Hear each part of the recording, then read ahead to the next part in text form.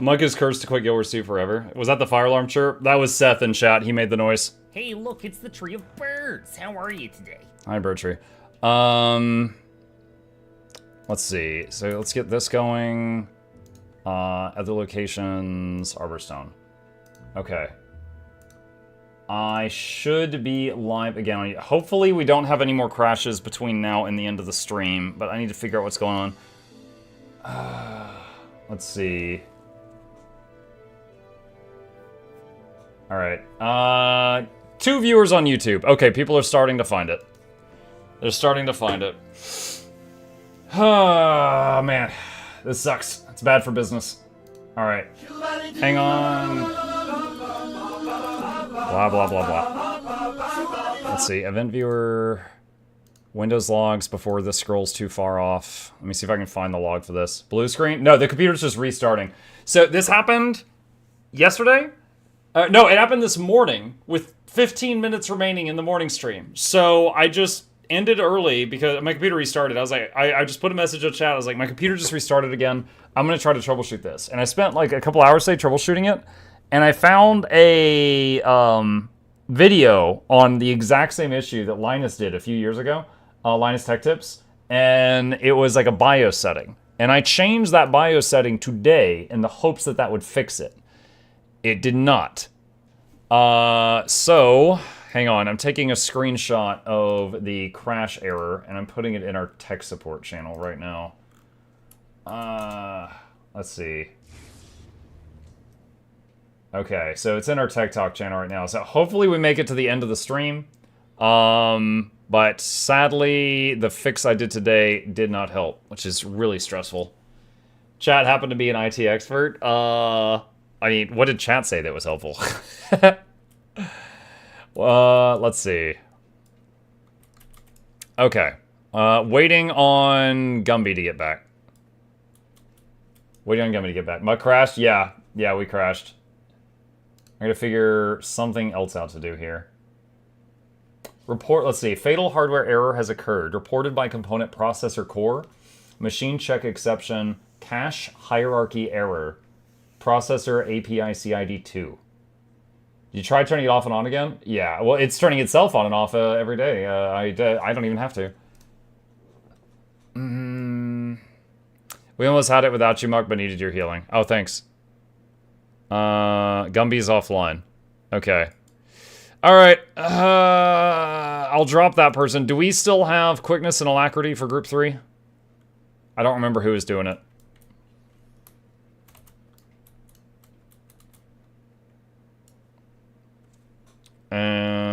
Yes? Okay.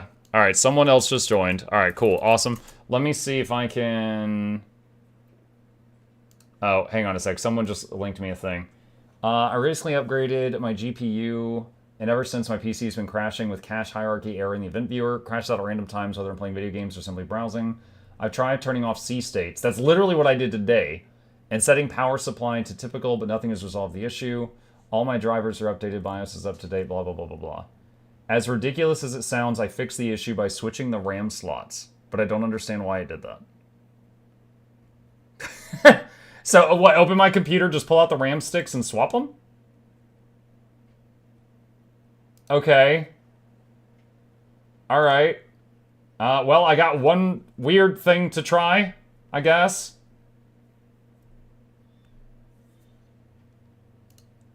Alright. Let's focus on the game. Alright, so chat, it might be a bumpy road. Hopefully we don't crash again. If I suddenly vanish, it's probably the same thing happening and I'll be back as soon as possible.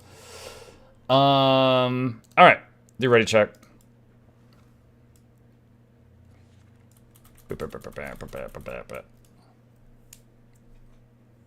Maybe the RAM just needs to be reseated after so long. Maybe. I haven't had to go into the case of my computer in quite some time. Well, I think like late last year actually we upgraded a piece of hardware, but it's been a bit. I should rephrase that because I open up the case whenever I like blow it out with compressed air, which is like once a month. But I haven't had to go into the case to like move parts around in a long time. That's a more accurate statement. Okay. When you DC'd, you were talking about Water Staff 5? Yeah, someone was like, you know, shouldn't you just use Water Staff 5 every time you're in water? And at first I was saving it for Condi Cleanse, but then it's like, you know, because we're overloading water, Staff 5 is up every time we go into water, so yeah, might as well. Wasn't the GPU upgrade earlier this year? I don't freaking know, Plague. I don't know what year it is. The cycle ends. Alright, where's the marble? Ow! We must cleanse that corrupted magic. Push it into the prismatic rift.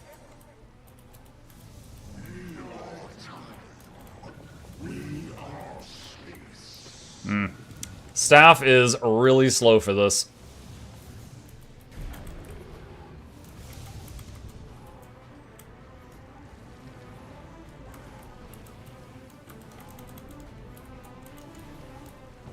Get ready to CC.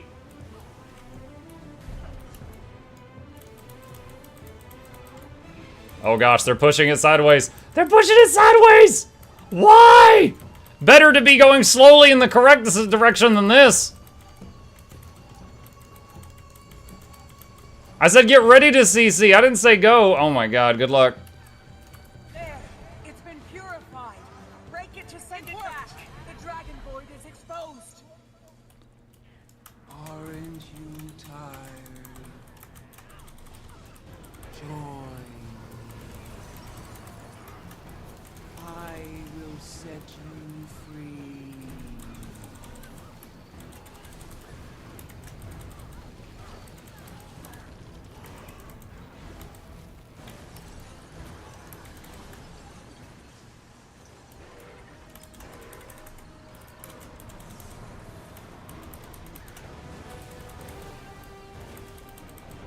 Ah. Wash pain away.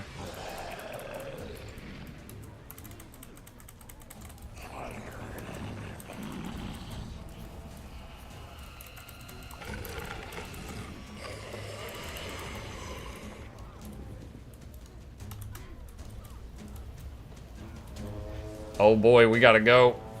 We gotta go.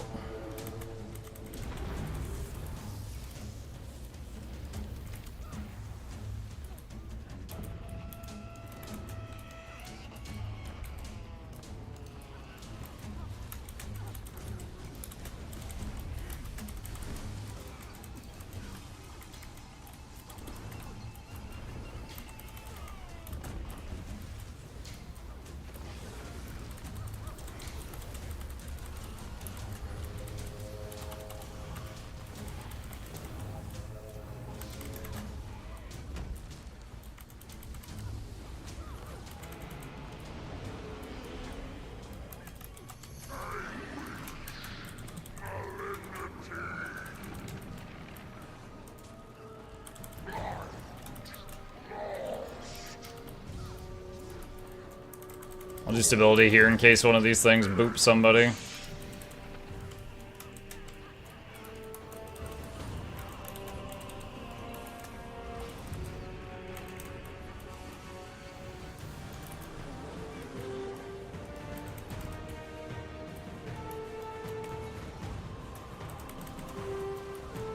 Now, someone told me once that when you're facing this thing, the right side is considered the back of it. So you should always move over to the right when you get the choice, because you will backstab for people who care about those traits. Now, I don't know if that's true, but I just heard that once, and it just stuck in my head, and I've been doing that ever since. You know what to do. You will not succeed. What began as void shall return to it. Sounds like thief propaganda.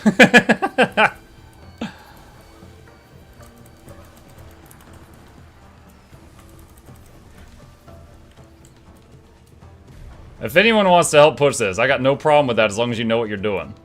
Right now, there's people that are helping that don't know what they're doing. And my staff has a really slow attack speed, so you're going to kill me.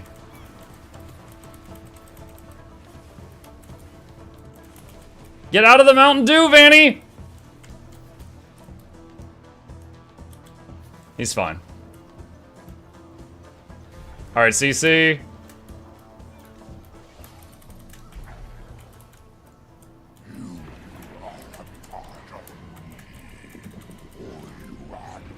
Safe spot here.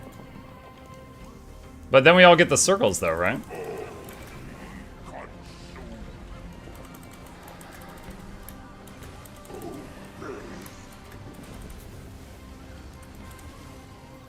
I like swings. Yo, yo, yo, yo, yo. Oh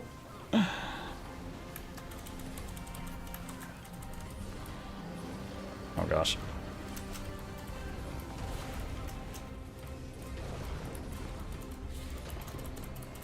Geyser!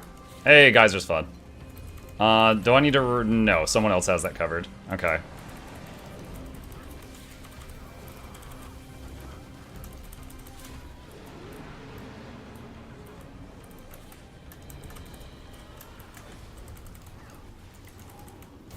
God, this fight is so much moving around. It's kinda horrible for keeping boons on people.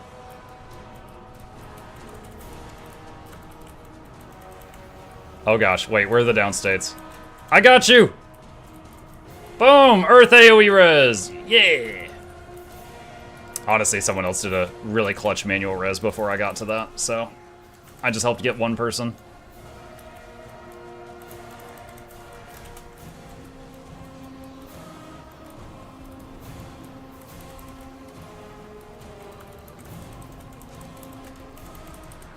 Group back up for boons as you're able.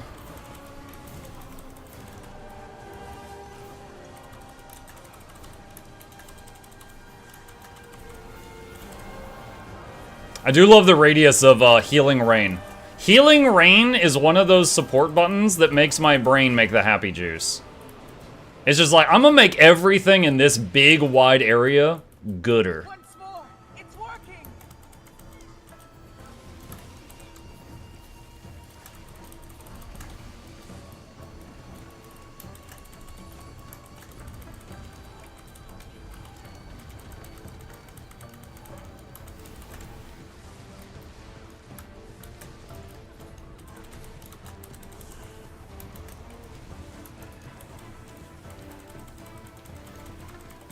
Ah, careful with the push. Careful with the push.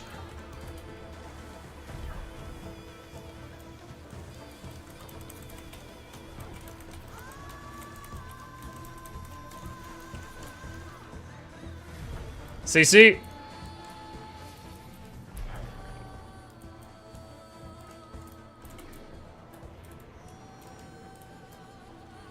Wait, why did I not see the aura hit them?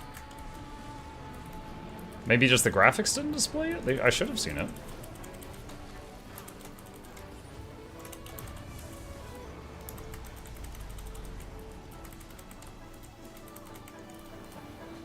Whoa, lag spike. Holy crap.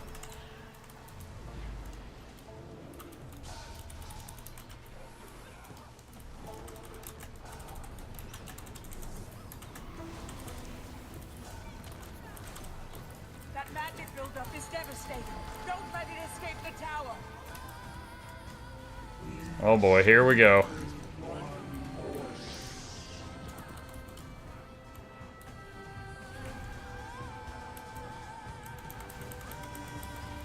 I'm just gonna camp water for Soothing Mist right now.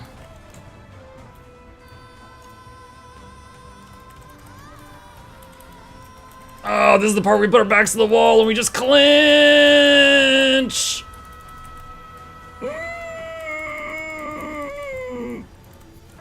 I'm just gonna range res him. Oh no. Oh no. Oh no. Oh no. I'm scared, chat. I'm scared. The dodge roll does nothing. Bandage. You shame yourselves. Not me. I was doing it right.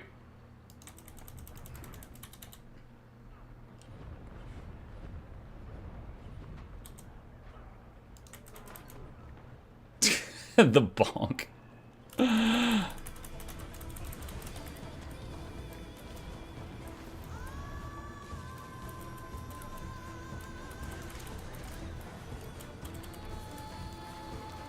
Now's our chance. Yeah, first try.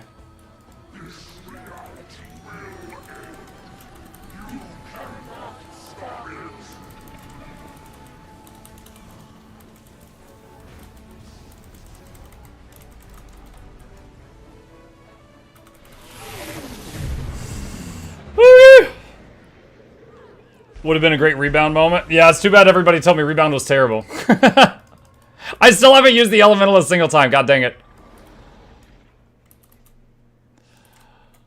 Hold on. I'm just confirming. Yeah, I do have that. Okay. It must be a graphical issue. Alright, Eye of the North. Cannot do this in combat. Alright, leave instance. Just use rebound? Yeah, that might have been good there. Let's see. Rebound. Okay. Book. Ice Brood. Eye of the North. You have 15 males. I get a lot of males. Get a lot of males. Let's see. Jen says, did they fix the new Arcane Echo on Elementalist with Water Warhorn? I don't know. I do not know. It's okay, Muck. I had rebound. I didn't use it. Oh, thanks, Win. That makes us doubly bad. Shiver Peaks Pass. Read them. Wait a minute.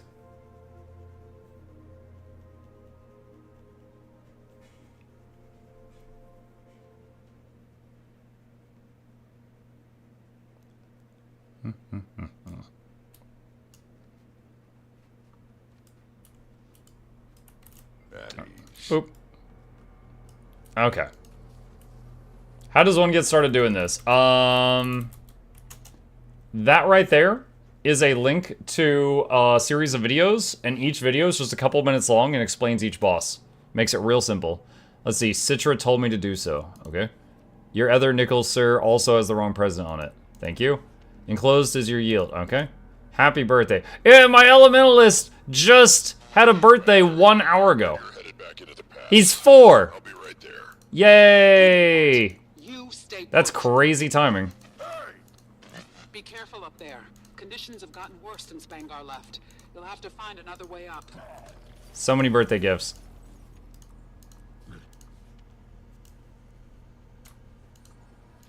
Okay.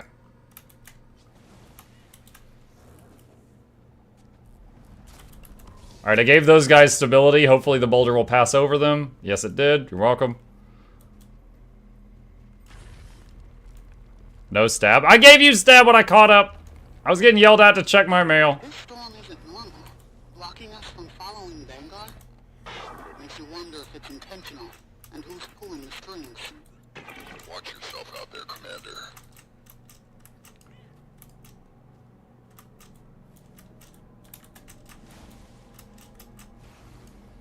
Wee, whoop. Commander, you heard it too, Cree. I should be there. You're being a distraction. Are you healing spec? Yes. Heal, alac, staff, Oromancer, Tempest.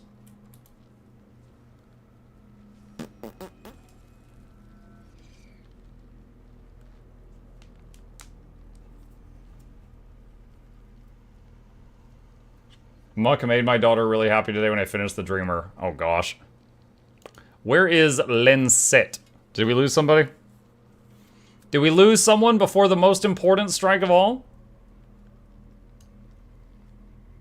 Does Healing Tempest use Celestial? This one uses a mix of Harriers and Magi's. I swapped out some Harriers gear for Givers because this is such a fragile character and I wanted to get a little bit more survivability, so I swapped out a few pieces.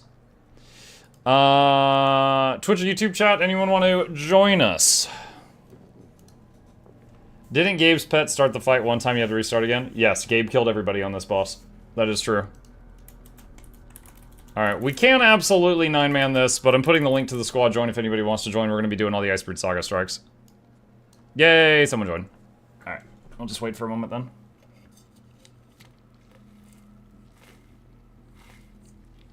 Would, but I'm a dirty EU player. Disgusting. I played with you guys this morning. Selly stats can work with it.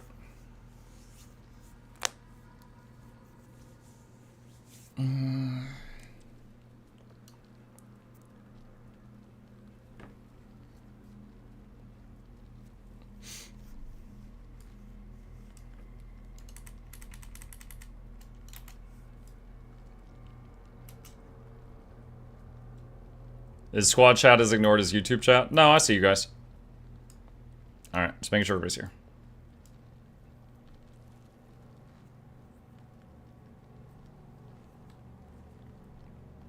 Okay.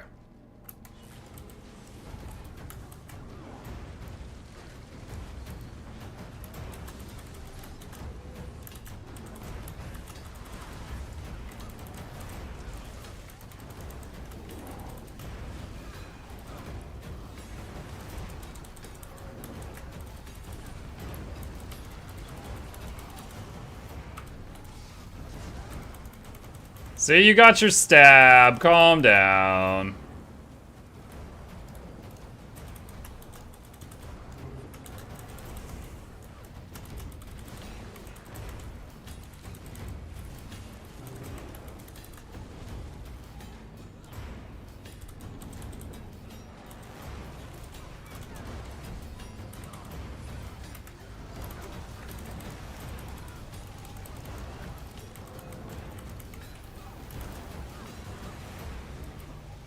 Where's our steak? I don't know what you're talking about now.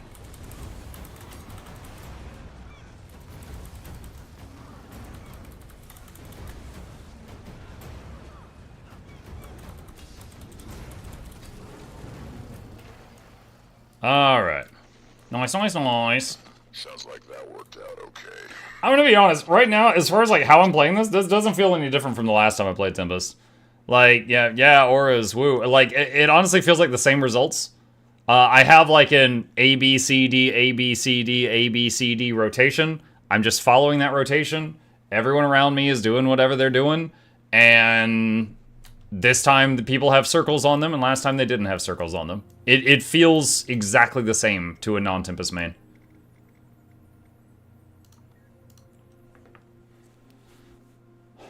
Every time I play Druid and Fractals, and people find out I'm Big Fat Heals Druid and not alac Druid, they get upset. Big Fat Heals Druid. You don't understand, my heals are thick. We want alacrity. Your auras that you share now heal. Yeah, before I healed, now I share auras that healed. It's the same, it feels kind of like the same end result. Yeah, it's just a different flavor, but yeah, it's the same thing.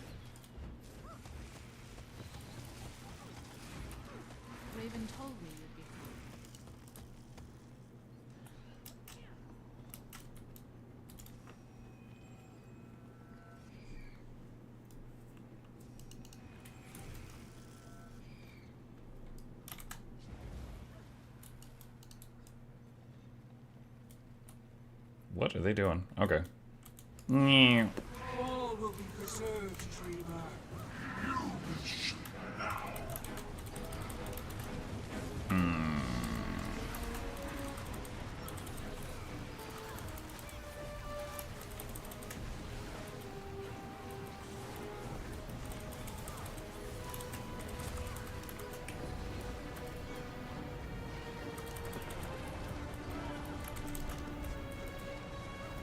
Guide the arrows, my claw.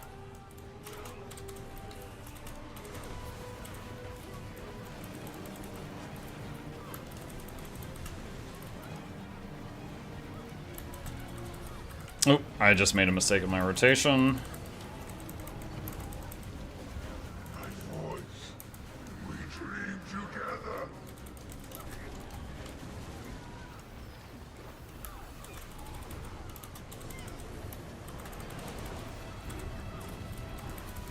In healers we trust? Yeah, easy. Avoiding the bears in rage? No, man. Have you met power creep?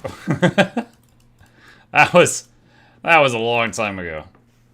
Muck, what's the next game you'll start? I don't know. We just finished. And by we, I mean me, just finished the Lies of P DLC final boss last night. That took me over 4 hours to kill him. He was a tough nut to crack, but he gone. And we just beat the Baldur's Gate 3 Honor Mode run, which was very stressful, because there at the end, you know, if I did anything wrong, it was 70 hours down the drain, but we beat all of Baldur's Gate 3 with no wipes. So tomorrow night, We got room for something new. Maybe we could do a tech support stream where I try to figure out what is going on with my computer. I don't know. Well, we got an open slot there. Considering Dune Awakening, I'm not really interested in the end game of it, but maybe like the story bit, like while you're leveling and stuff like that, and see how the single player portion is. Maybe. You finished your super hard run of BG3 beating the big brain. I had Gale go up to the big brain and he said, bonjour. So, yeah. Yeah, the easiest part of it was the final fight, because we just threw Gale at it. And he went boom. I like Ellie, but Tempest heal is sleepy. Quick heal cat is more engaging, but still sleepy. Wait, what? Guys, I'm not sure. Maybe Muck has a problem with his computer. He's stressed about it. A little. Honestly, Tommy, it's like terrible for what I do for a living, because it's combined with a few things. Because like when your stream crashes, there is so many you lose so many viewers, right? And it's a huge unfortunate thing, and it like definitely is a blow to like that whole day. One crash is like a blow to that whole day. So it's very much something that's like at the top of my list of things to fix. It's why I spent a few hours on it today. Unfortunately, you guys know how troubleshooting is. Like I did some stuff and I'm like, okay, let's see if that did it. And then lo and behold, a few hours later, nope, it didn't.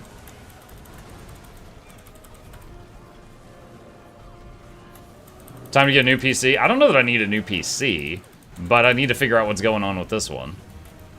Or I need to figure out what's going on with this issue.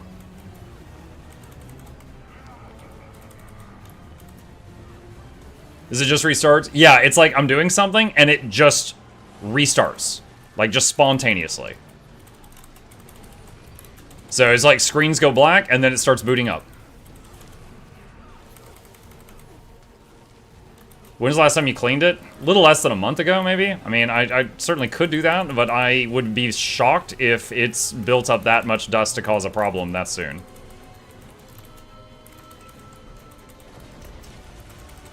You fought so hard, but your long day has ended.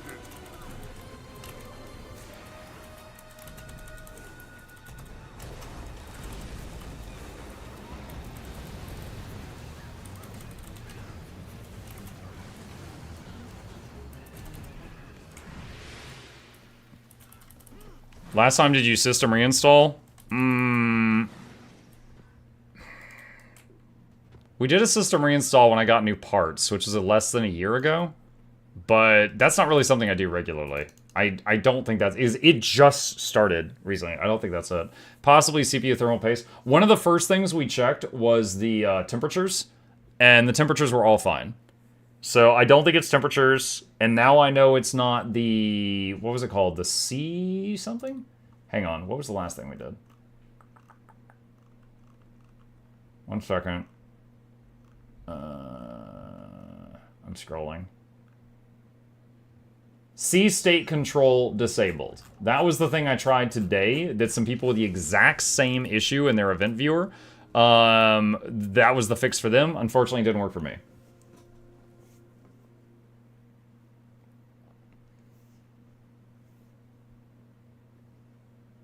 What was the error code? I have a screenshot. We have a Tech Talk channel on our Discord, and in there, people are digging through it right now. But the error code is this right here. Fatal hardware error has occurred, reported by component processor core, machine check exception, cache hierarchy error, AAP ICID 2. This is what it says after the thing just spontaneously reboots. So that's, when you copy paste that whole thing into Google, there are other people with it. Whoa, hello. We're just gonna wait. We're just gonna give that a second. Guild Wars 2? I had the same problem a couple of years ago. A BIOS update was the fix for me. Your Earth Staff 3.3 gives staff for 12 seconds. Feel free to use it way sooner than CC happens. Gotcha. Yeah, this is something new. I think my Guild Wars 2 client might have frozen. What is happening now?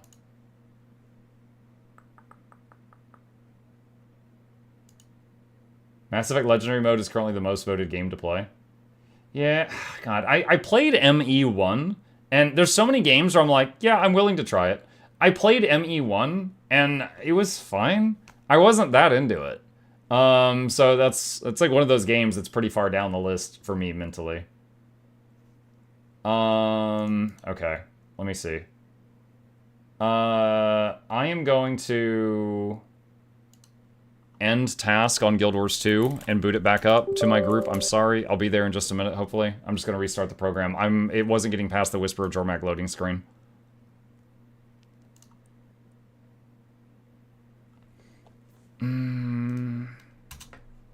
Alright, logging into the game. It's too random at errors. Because this whole computer just spontaneously restarted thing, it happened once last week. Then it happened this morning during the morning stream, which ended at 15 minutes early. And then I found that thing about the turning off the option in the BIOS to automatically like shut down with the power saving thing. I found that and I disabled it. And I was like, hopefully that fixes it. And then just during this stream, that was the third time it's happened. But, you know, once last week and twice today, it's getting more frequent. Does this only happen when playing Guild Wars 2? The twice today was during Guild Wars 2. Last week, I cannot recall what I was playing when it happened last week.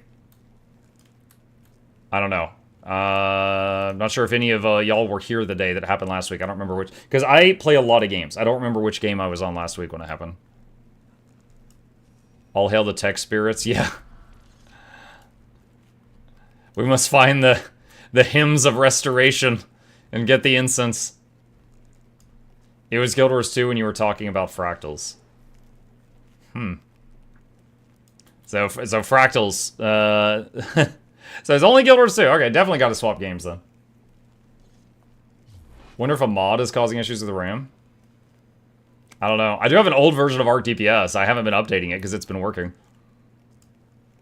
Last time I updated RTPS, it stopped working. Muck will have a new computer in the mail. No, I don't. I will say that one time in the past, there was a very kind viewer who gave me a new computer. That did happen once. Not something I expected, but it did happen. One of my first computer upgrades while streaming was due to a RL whale spoiling me. But since then, I've done, you know, my own... I've upgraded my own system, I think, twice.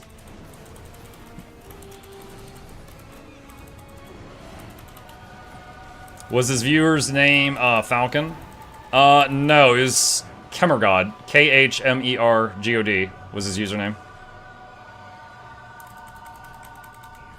Oh god. This is gonna take forever.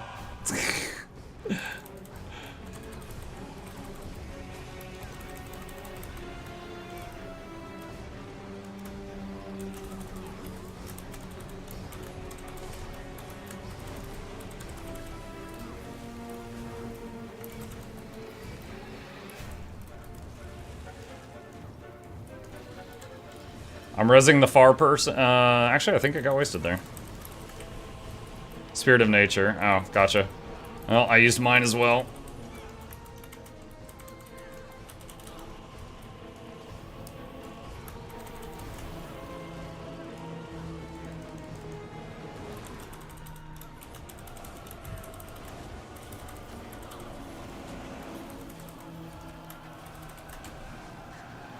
Trying to move over here to hit this guy. He's so far away.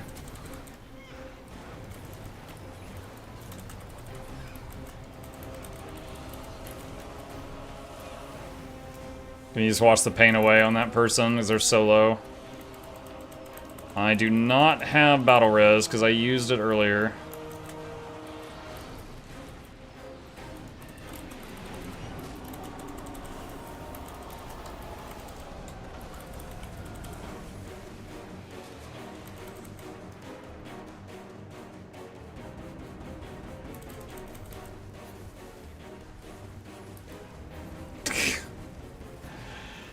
Oh my god. Alright. I gave my group stability there.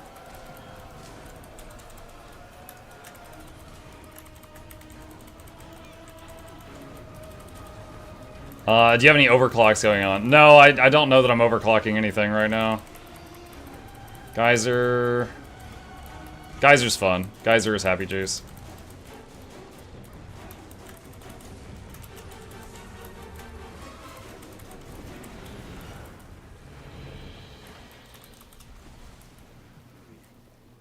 Alright. You need to call a high-rank tech priest. You may be able to communicate with the machine spirits. Yeah. Let's see. Apply the right oils, burn the right incense. Yeah, I know the wrong hymns. The error you got is related to CPU, motherboard, or RAM. Did you know the CPU temps? That's a good question. But the CPU temps was the first thing suggested to me, and we already checked them. They all seemed fine. I don't think it's a temperature issue. Did you have any Windows updates lately that could be the case? Absolutely, yeah. I only do Windows updates when it absolutely forces them. And there was one a couple days ago. I don't know if it was... Okay, it was absolutely before today. I don't know if it was before the last week issue. There was a Windows update where, like, I came downstairs and my computer had restarted. And I was like, okay, it updated something. So, yeah, there might have been something about that. Let's see, Strike, Bone Skinner. Would playing Guild Wars 2 and GeForce Now work to prevent the crashes? It might, but that's not a solution for me because I wouldn't be able to use Blish HUD, and I do a lot of videos of Blish HUD.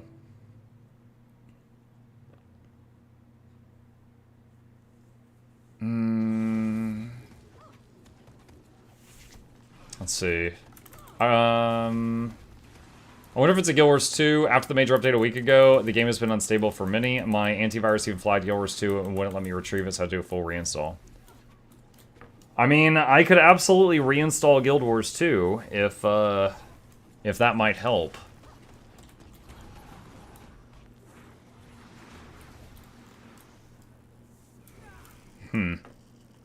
So 3 times the issues happened. Come to think of it, I don't, like, because I'm at the computer a lot during the day, even when I'm not streaming. And the more I think about it, like, I have not had this issue happen off stream. But off stream, over the last week, the game I've been mostly playing is Darktide with my son. And Darktide's a lot more intensive than this is. But I haven't had my computer do the reboot thing during that.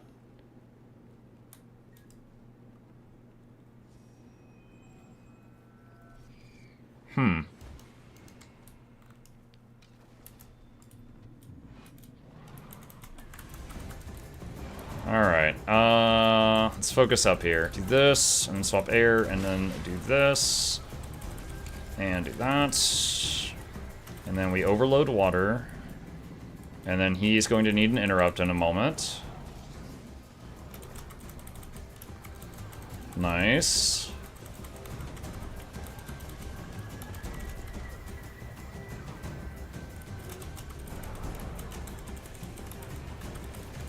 Moving. I can in-res... Nope. He died so fast.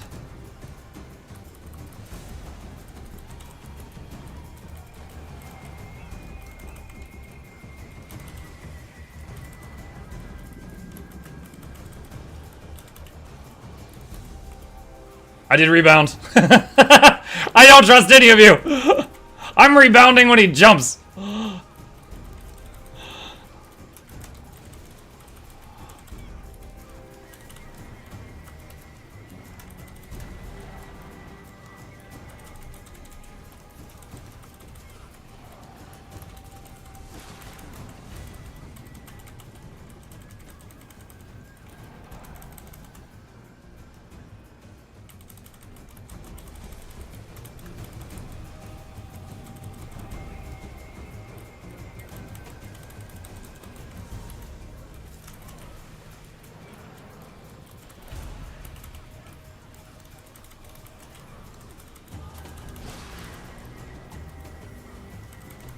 I swear. At the very end there, it looked like Shadow was trying to run in front of the Bone Skinner, like, run me over! I was like, what's happening? Is Berserker good for high-end PvE content and competitive PvP content? Yeah, yeah. If you can play it well, both. Yeah. I just tuned in, but whenever your PC reboots, it might be worth checking Event Viewer in Windows after if you have not already. You may or may not get some info in there about what could have caused the reboot. Yeah, we did that. That is, of course, a good idea. We did that. Hang on a second. Yeah, that's the Event Viewer right there.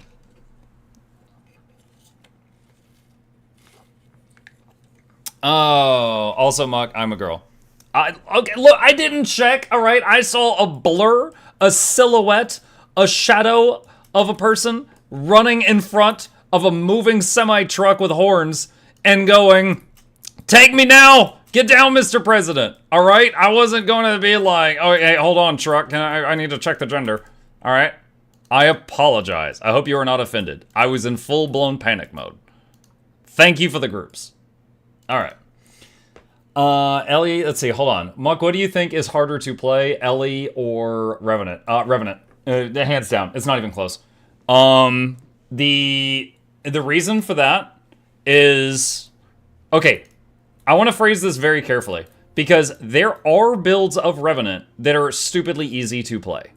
There are also builds of Elementalist that are stupidly easy to play. There's one right now that just got nerfed because it just sits fire the whole time and does 50,000 DPS, right? There are easy to play builds. However, Revenant, you have to also manage the energy system and the legends. So let's say, all right, let's pretend I want to use Eye of the Storm to give my group stability on an Elementalist. You know what I have to do for that? One click. Let's say I'm on a Revenant and I want to give my group stability. I need to make sure I am in the correct legend. If I'm not, I need to make sure my swap legend is off cooldown. If I swap legends, I need to also make sure that skill is off cooldown, and then I press the button. And if the button in question is a weapon skill, you gotta make sure you also have energy. All right? So there is more hoops that have to be lined up in order to make any button happen on Rev than literally any other class. You've got to be in the right legend, the legend has to be off cooldown, or the skill in question needs to be off cooldown if you're already in the right legend, and you got to have the energy for it. So there's just more crap you have to have lined up to hit any button. Now, I mean, if you've played Revenant for a while, you get used to it, you know? You're going to get used to any class if you played enough. But if you're asking me what's more difficult, Ellie, which is just 1, 2, 3, 4, 1, 2, 3, 4, 1, 2, 3, 4. Ellie feels like I'm doing the waltz or something. Like I'm just doing a dance step. It's just doing the same thing, doing the same thing. That guy died, that's a shame, doing the same thing. You know, and then, you know, Revenant, there's like way more to it. Is the stream back up? Yes. If you've been playing Rev since release, I tried Spellbreak today, I felt like I'm going Unga Bunga, I win. Yeah. I guess the better way to put it, I know, is Rev is harder to learn, Ellie's harder to master. Again, it also depends on Ellie. So, like, Tempest, not too bad. Camping Fire, not too bad. If you're playing Weaver, and you're actually using all the elements, I grant you that's probably one of the most complex things in the game, simply because of the sheer number of buttons. Because Weaver... You can be fire, fire, fire, air, fire, water, fire, earth, water, water, water, fire, water, air, water, earth, air, air, air, fire, air, water, air, earth, or earth, earth, earth, fire, earth, water, earth, air. All right, all of those are the possibilities for weaving, right? That's a different hotbar for each of those. Now, there's a lot of overlap there, but still, it's like the sheer number of buttons is insane. Which is why most of them are bad. You know, the ones in PvP that are really good are, you know, demigods, but most of them are not that. I get Weaver, I can't be bothered to properly learn gyros. Gyros, just hit the button. You press the button, the gyro goes burr. That's it. Okay. Ghost trying to get the camera focus? Yeah, I started talking about Weaver and the camera just gave up. Let's see, Charmin. Herald and the Shield are defensive healing spec, not damage. Kinda would like to see you play Condi Weaver and what you think. I might do that sometime. Right now, I'm afraid of my computer crashing again if I stay in Guild Wars 2. I don't know that it's a Guild Wars 2 thing, but we've had 3 crashes. They were all during Guild Wars 2, and I've played like 7 games in the last week, and they've all been during only Guild Wars 2. So I'm not sure what's going on with that. Will you do being an I tried for the new Fire Ellie build? I'm wondering if I should do an I tried for the... Honestly, I don't know if I have anything constructive to add. I could do an I tried for this one, but it... I don't know, it didn't feel any different. I mean, I can, I guess. I can. I guess I could just do it to let my audience know it's viable if they care. Blah, blah, blah, blah, blah. Alright, let's go to the Aerodrome. Hopefully the computer lasts long enough for the giveaway. Of course, of course. Thank you for being concerned for my well-being, yes. I think I just heard Muck announce Guild Wars 3 crashes. Shut up. Guild Wars 3 crashes confirmed. Guild Wars 2 is always the first game to start crashing when my CPU is on its way out. Oh, man. Since Bard is a possible Lake of Priest, Scar would be cool. You know what? New specialization should be a priest, and it goes to engineer. And it's called a tech priest, and it can fix my damn computer. I need it. Give me an engine Seer Magnus in here. Bring the holy oils and the scented incense. I need the blessings for the royal protocols. I'm all ears. Salty Muck is hilarious. Dude, I'm a broken Muck. I'm a broken Muck. Okay. Alright. Spangle, average, span. Okay.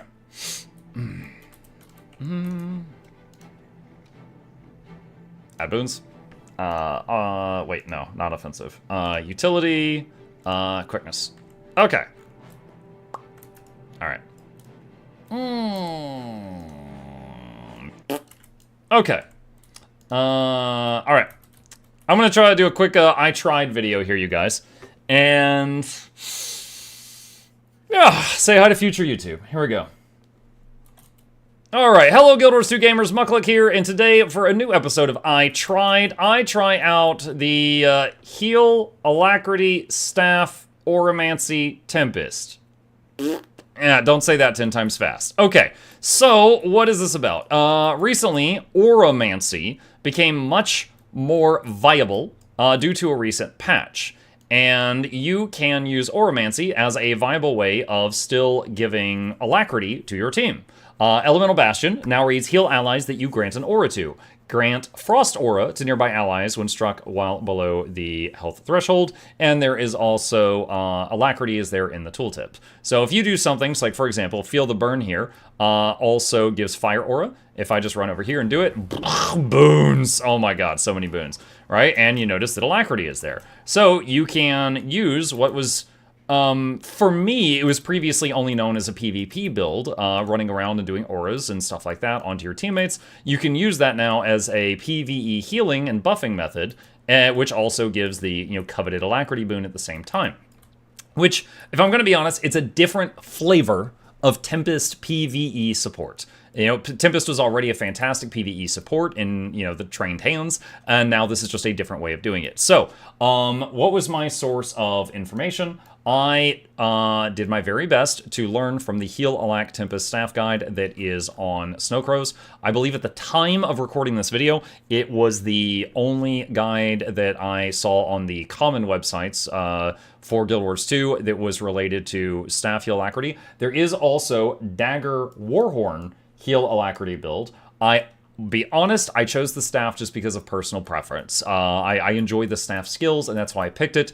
It is not going to be the best for every situation. There will be many situations where Dagger Warhorn is better, but I'll go ahead and go into this now. So, how does this work?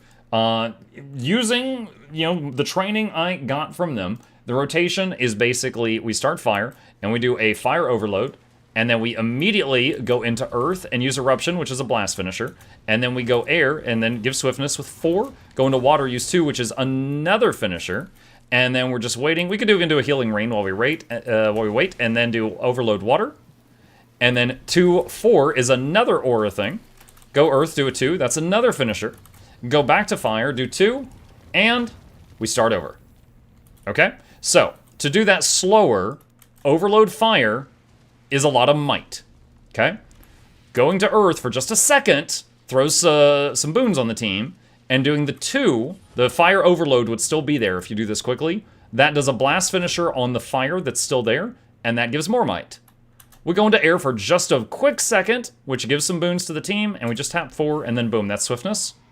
We go into water, and then we hit 2, which if the fire is still there, that's another aura, I believe. And then that is, and then after that is the overload water, which any of your overloads is a ton of boons, and overload water is a ton of healing. And then 2-4 is another aura on the team. You could do 5 if you want to while you're here, Healing Rain. And then back to Earth again, 2, and the ice would still be here, and that would be another blast finisher. And then 2 fire again, and just throw the 2, and then you start over. Now, we're doing a lot of blast combos, and we have a relic to take advantage of that. Relic of Caracosa. Heal allies whenever you successfully combo a blast finisher. And that little rotation is a lot of blast finishers, which is lovely. On their guide, they recommend using a mixture of Harrier's gear with a couple of pieces of Magi's. Now, that gives you a whopping 16k health. Extremely fragile. Me being a scaredy cat, and also the fact that this build does very little damage, like just a couple of thousand damage per second, at least in my hands. I swapped some gear out for givers just to get some toughness, just to help survive some little mistakes. I'm just running the staff. Since Ellie cannot weapon swap in combat, I don't have another weapon here because if I started combat with the wrong weapon, you're locked into it for the rest of the fight. That's just something I chose to do. This is the build from their website. Now, the things that you want to have are Wash the Pain Away. This is an emergency heal you can use to heal the team no matter what element you're currently in. And Feel the Burn is your Fury upkeep time. It is more might, and it is an aura, so it's a whole bunch of boons because aura, and that hits the team. And because it's an aura, it will also give vigor, it'll also give regen, it'll also give alacrity. So like right when the fight starts, you hit Feel the Burn, and then you kind of hit it every time it lights up. So just keep that on cooldown for a lot of boon uptime. These 2 are flex slots. You can put whatever you want in these. Some common picks are going to be, oh, hang on a sec, let me just moonwalk over here.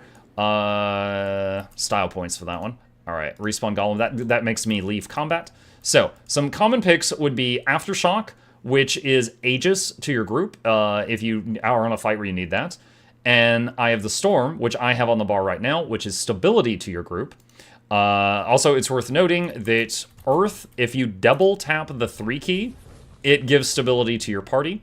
30-second cooldown, so you can use that if you need another source of stability in a weird situation. This skill here, the other flex slot, some more options are, I have Glyph of Renewal there currently, which is the combat res. You can just wave your hand and revive someone that's really far away. It behaves a little differently depending on the element that you're in, but it is always a revive. You can also put Signet of Water in that slot, which is a long-range heal. Now, typically, if someone's that far away and they're in trouble, I feel like that's between them and God at that point. But you can have Signet of Water there for a very short cooldown, very large heal. Only 20-second cooldown, and just a fat heal on the team. And it works no matter what element you're in. So that's really good as well. And those are the ones that I would commonly use. There are some others that I have not tried out. According to their website, Conjure Lightning Hammer, Conjure Frostbow, and Arcane Wave are all good for if you need additional break bar damage, additional CC. If you're just running this like, let me do this, like this is a setup I had. So the essential stuff, stability, and battle res. The main CC I had was Air 5, Air 3, which is like a push, and then Earth 4, which is this. And you can, I tested this on a golem with a CC bar, you can just drop these right on top of it. For a player, you do this and they have to like be moving and across the line.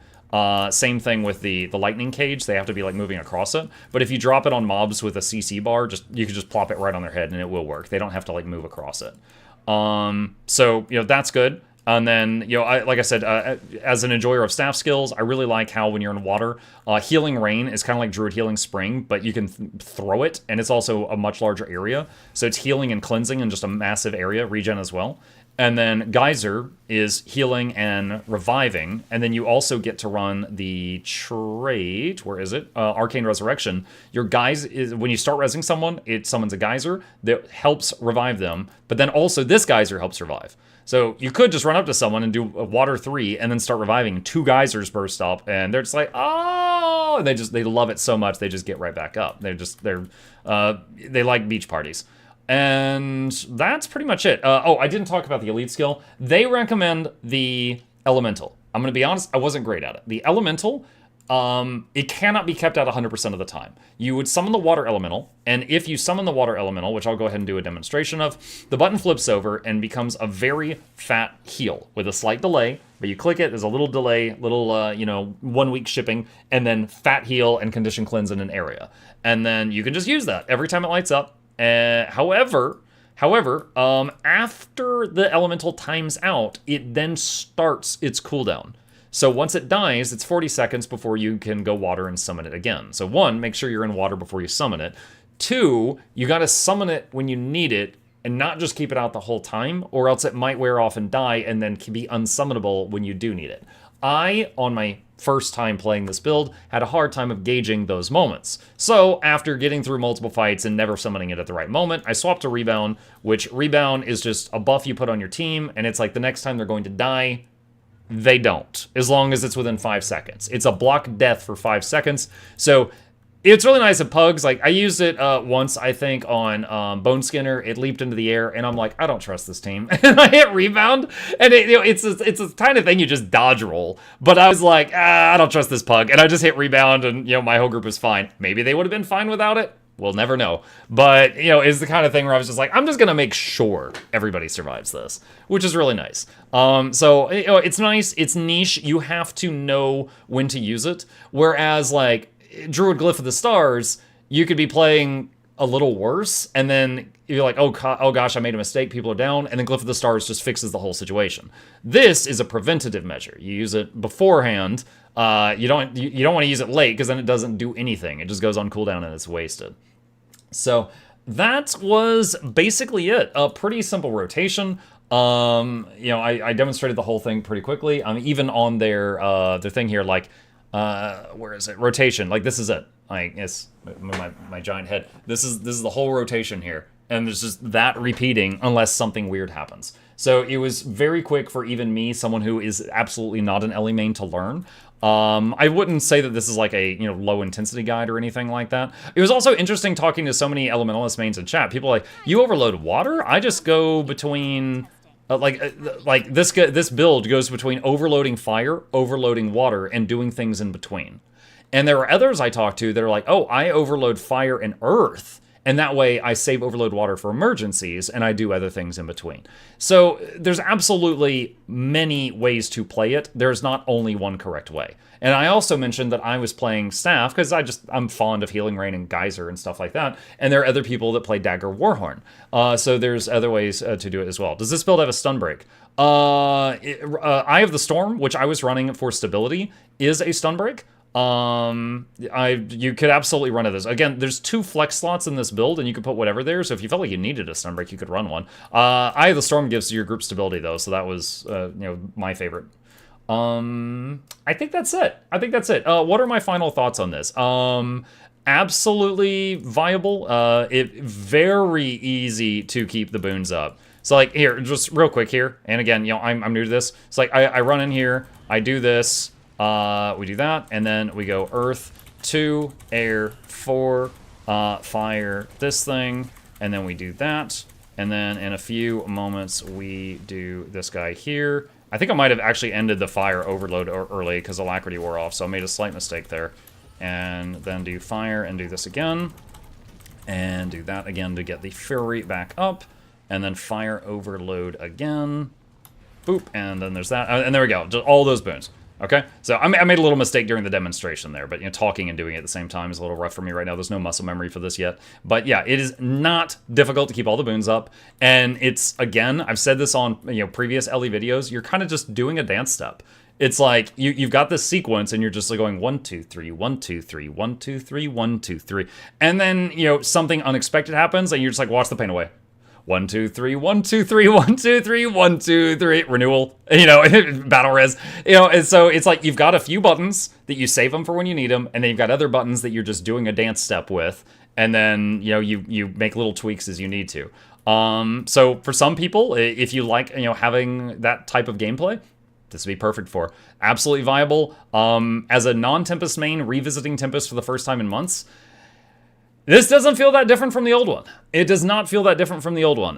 The old Tempest, which wasn't using Auramancy, you know, you hit buttons, you did a dance step, you healed and buffed your team. Now you hit buttons, you do a dance step, you aura buff and heal your team, and the auras also buff and heal. So it's very much just like a different flavor of ice cream that is also good. That's it. And that was my experience with trying the heal, alac, staff, Auramancy, Tempest. But what do you guys think? If any of you are, you know, Tempest mains or Auramancer mains, did I fail to mention any of the weaknesses, any of the strengths? Throw it in the comment section down below. That's totally fine.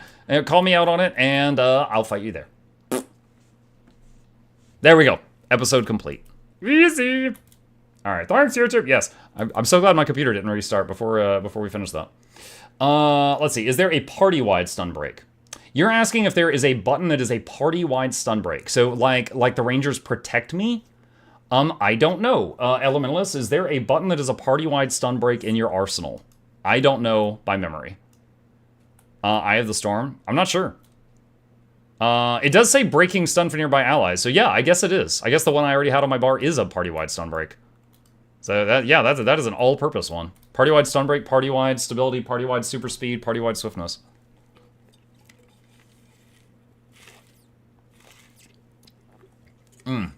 I checked Muck's event viewer log. It's the WIA 18 error. I have the same one. I never managed to fix it. Do you get the reboots too, Barty? Apparently it's more common on AMD CPUs, and like both of us have. Yes. Oh god. Did you ever reseat your RAM?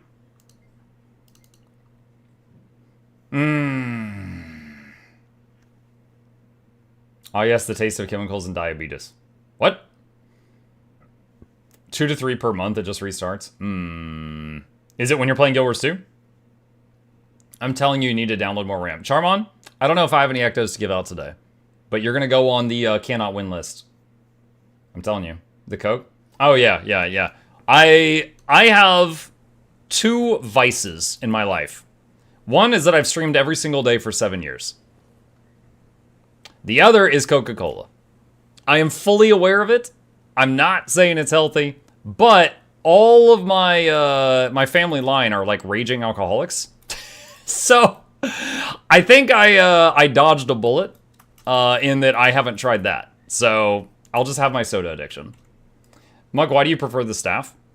I find Geyser and Healing Rain and, you know, the other staff skills very fun. That's it. Let's see. Smug is telling me he's addicted to Coke. Yes, the gulp gulp kind. My roommate shares the vice of Coke. Yeah. Yep. All right. I think it's about that time, friends. I think it's about that time. Giveaway music. All right. First of all, chat. I'm having PC issues. If you just tuned in because you wanted free stuff, you freaking freeloaders, please know that if I suddenly disappear right before the grand prize, bite me. I'm keeping it. I'm kidding. It's because my game is crashing. If the stream crashes again, I will be back within a minute or two, but hopefully it doesn't. So, now that that is out of the way, let us get the giveaway bot booted up. Give me just a second here. Alright, giveaways. Here we go. Oh my god, the friggin' the primes! The primes! Alright, got it. Alright. Chat! So, taking it from the top. For those who do not know how we do things here, every Tuesday is Guild Wars Tuesday. GW2uesday or Giveaway Guild Wars Tuesday, where we take some stuff from the giveaway vault. What is the giveaway vault? Glad you asked. A bunch of very generous people in our community will occasionally just mail me things. Now, I've already beaten the game. I have everything I want in the game, and I put anything people send me into this vault unless they specifically tell me not to do that, which hasn't happened in a long time. And we just take some stuff out of here. I don't yet know what the prizes are, but I'm gonna take 10 somethings out of here and give them out to chat. If you would like to enter the giveaway, yes, we do have a lot of butter. If you would like to enter the giveaway, you need to be a follower if you're watching on Twitch or a subscriber if you're watching on YouTube. That's the free button, not asking for much. if you are a Twitch subscriber boxes. or a Patreon patron, that is the paid for thing, you do get an extra chance to win because you pay for my food and I appreciate you. So I give you extra luck. That is not required though. Great time to use your Prime though. Lastly, and I'm setting this up right now, just a second.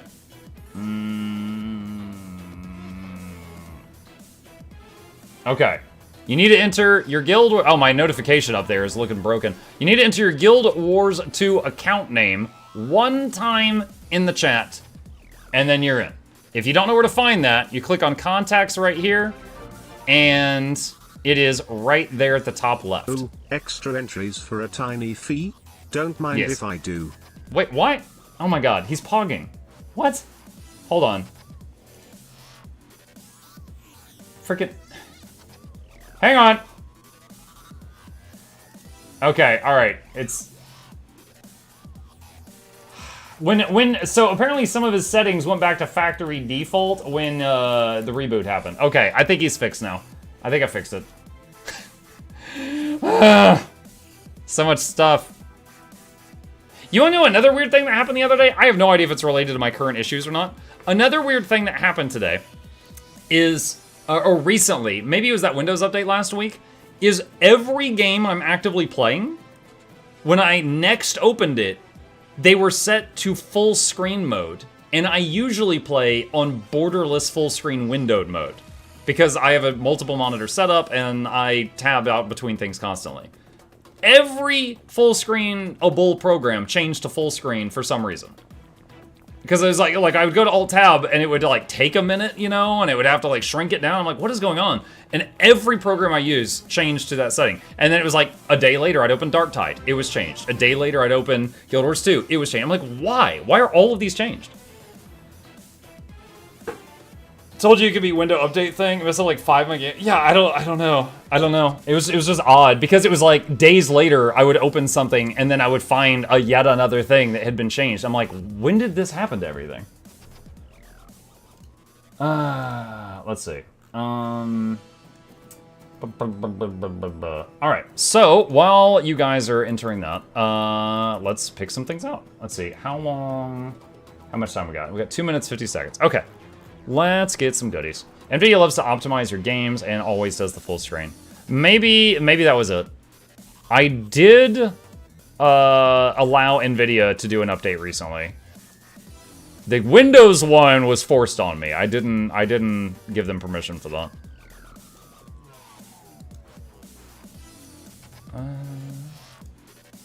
What is this worth? Hang on.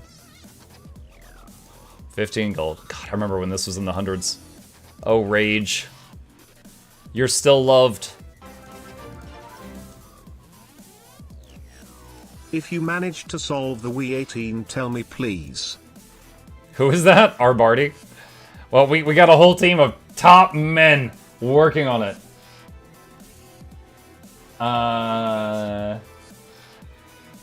Let's see, common underlying causes. Overheating, we're pretty sure we've ruled that out.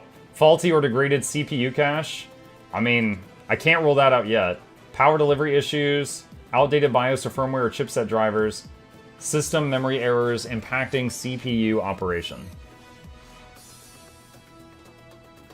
Run a memory diagnostic such as memtest 86. Update BIOS and chipset. God, I hate updating BIOS and chipset stuff. I'm so uncomfortable with it. I always have to get help for that. Can you leave Mimuk and PopCat for today? All right, he's in PopCat now. Yeah, you'd have to do something to make him talk, though.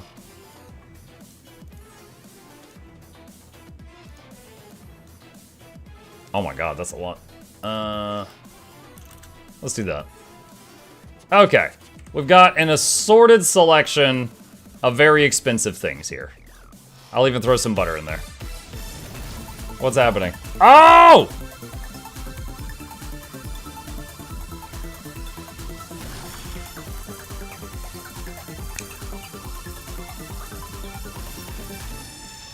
Oh boy.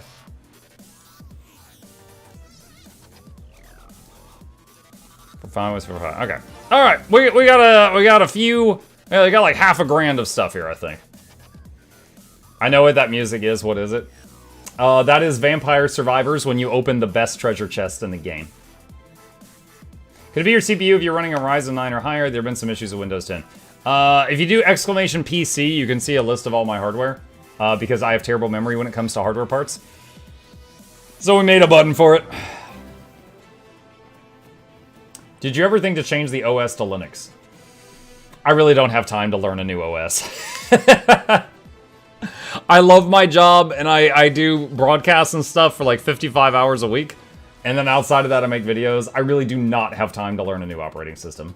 I just need one that functions.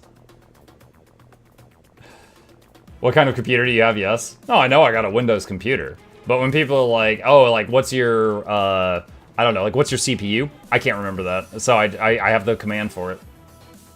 Can I request Mystic Coins wrapped in butter? Possibly. All right, gamers. That is it. Time is up. Thank you once again to people who donated these random goodies to the giveaway. Let's see what we've got for you guys today. And if I suddenly disappear, it's not because I stole the stuff, except maybe it is. All right, chat. The first item used to be worth a lot more, but will always have some value, though it's worth a lot less these days. This is Rage, which is an angry dead fish that fires harpoons out of it. Now, this silly-looking item is a precursor for the only underwater legendary harpoon gun in the game. So if you wish to make that gun, you need this thing as a component of it. And if you don't want to make it, you can sell this to other people who are making said legendary. This item currently sells for up to 15 gold. Pick a winner. Jarly, are you still here? Talk to me. Land harpoon gun's the win. Wouldn't a land harpoon gun just be a bad gun?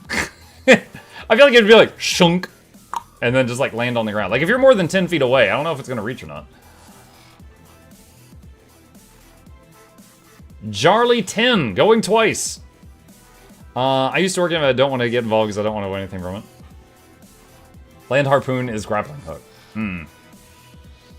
This moment is so much bigger than me. This moment, it's a modest prize, but I'm glad you're excited. Mail item. Pasty, pasty, pasty, pasty, paste. Congratulations. Send me up. It would have a gas compressor like Batman's grapple gun. Oh, okay. I haven't seen Batman grapple anyone right in the chest before, so I don't know. Maybe that's good. Maybe that's worth it. Alright, speaking of pistols, how do we unlock using them in-game? Depends on your class. If you're a thief, you can use a pistol from level 1. If you're a guardian, you gotta do weapon training in Secrets of the Obscure. For 2 examples. Alright, chat. Next up, Lightborn Mace. This is a weapon that when sheathed, it looks very simple. But when it is out in your hand, this lighted area comes online. Hang on, I'm gonna sneeze. Okay, I'm back. Y'all didn't need to hear that. Okay, so bless you. Thank you. So this is what it looks like. And if you don't want to keep this item, you can sell it for upwards of 20 gold. Ooh. Pick a winner. First time winning, thanks, Buck. You're very welcome. Lazy Trickster, are you here?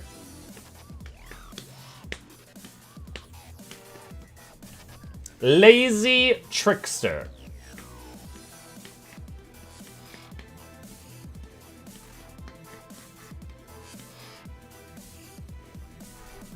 He says, holy smokes, I won. You win! You're a wiener. Mail item. Pasty, pasty, paste. Congratulations. All right. Next up, chat. From the same weapon set, Lightborn Torch. Once again, when it's equipped, it is a very simple looking item, but when you pull it out into your hand, the white part comes active and you can see it, and it also has white flames, which is kind of cool. That is it right there. If you don't want to keep it, you could sell it for upwards of 20 gold. Pick a winner. Ritola, are you here? Twitch just gave me a new emote and told me to share it in the chat. There you go. I got that creepy lady right there. Ritola says, thank you, I am. Nice. Mail item. Paste, paste, paste. Send me up. Congratulations! All right. Next prize, chat. The next item given us to the giveaway vault is a devoted shield skin, which appears to have a rose in it from Beauty and the Beast. That's it right there. And how do you hold this thing? Like that. Okay. That's how you hold it.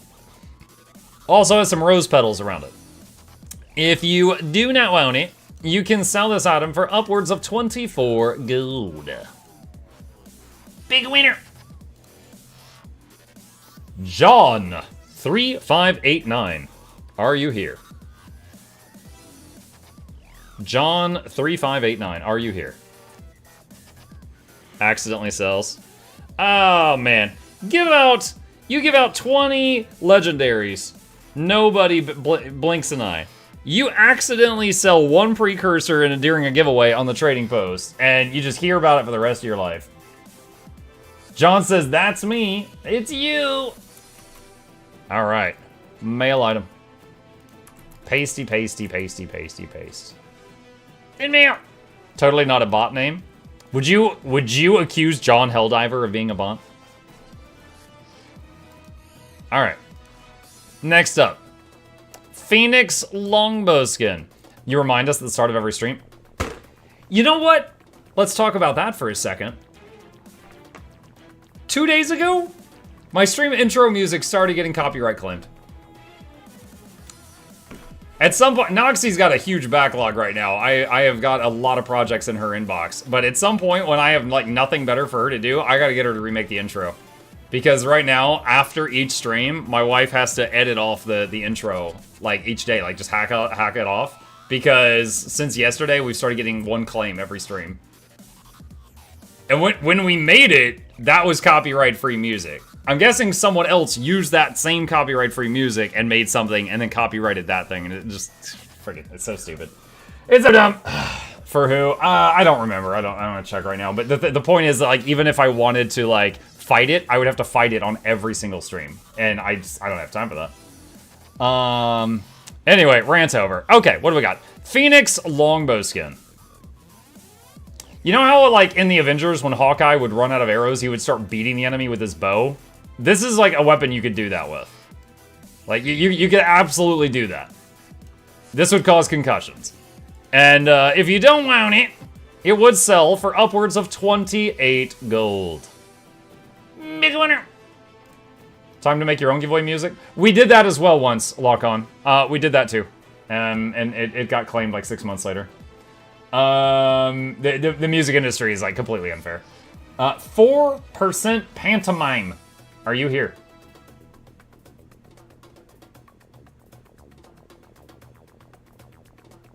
He says, holy moly! He's very excited. Mail item. Pasty, pasty, pasty, pasty, pasty, pasty, pasty, pasty. In mail. Congratulations. Can you claim your own music? I don't know. I don't know. I don't know. Alright. Next up, chat. Lightborn Axe. Once again, from the collection, that looks very modest while sheathed, but when you unleash it, it is ready for battle. Look at that. Very slick. That is the Lightborn Axe. If you don't want it, you can sell it for upwards of 20 gold. You know, Rangers throw their axes. Just imagine them yeeting this thing at you. Big winner. Transfire 411. Are you here? Sortero says, I have an idea. Make an AI bot that generates its own music track every stream, making it impossible to copyright claim it every time. Oh yeah, and everybody here is it's just so pro AI, especially in the creative space, right? That surely would not have any negative consequences for someone in my position.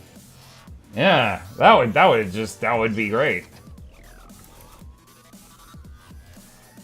Paste.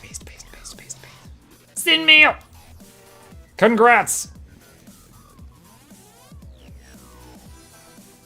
All right. Next up. What do we got? 50 Mystic Coins.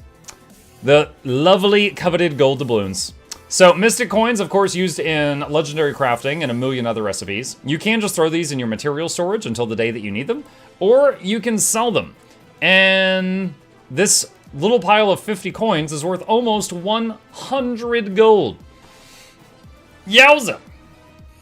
Big winner. Oh, Rothi, are you here? Oh, Rothi, are you here? He says, hey, hey. I am. Nice. Copy name.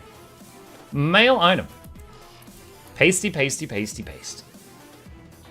Send mail. Congratulations, Rothi. All right. Good God, 250 caps, someone could make it like 300k. Yeah. All right, chat. The next item. This is an odd size stack, but someone donated 107 amalgamated gemstones. Used a lot in making the Orax legendary backpack and the Klobjarni legendary spear. These items currently sell for over a gold each, so this is 141 gold of amalgamated gemstones. Ooh. Big a winner. McStew 6899. Are you here?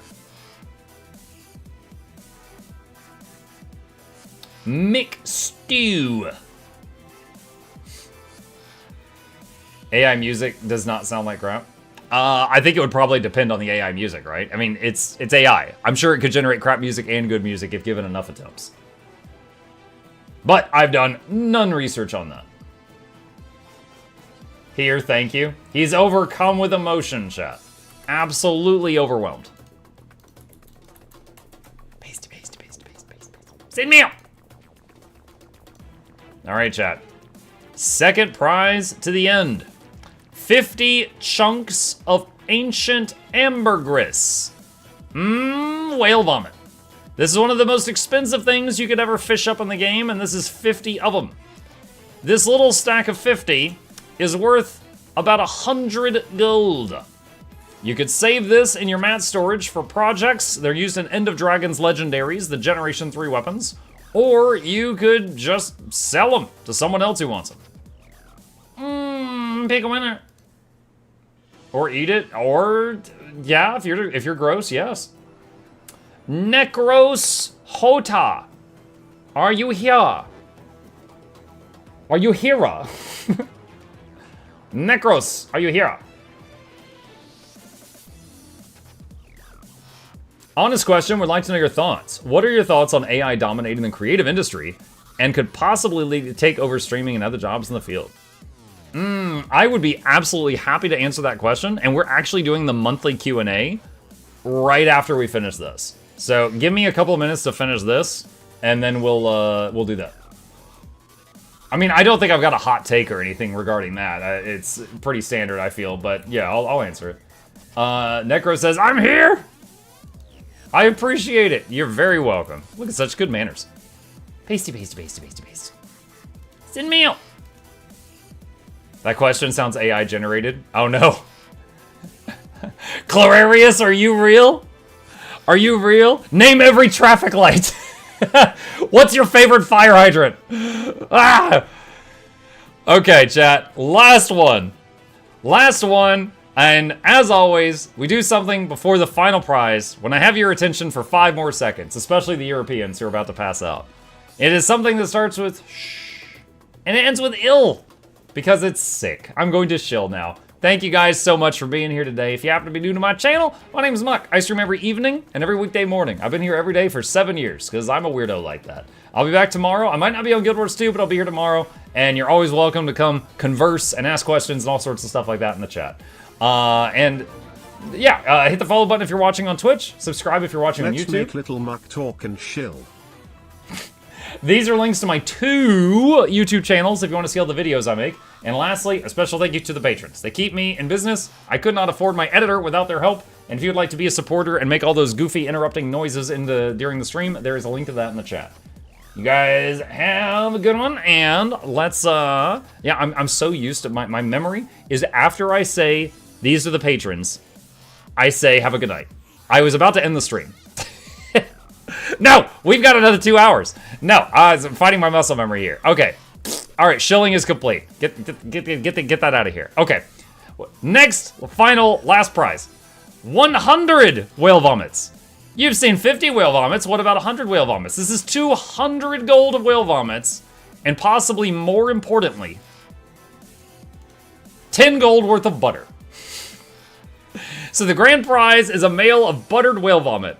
You do what you want with that. 210 gold of questionable stuff. All right. That's it. This is the last one for the day. Cross your fingers, cross your toes, use a lifeline, phone a friend, poll the audience, do that 50-50 vote thing. Pick a winner.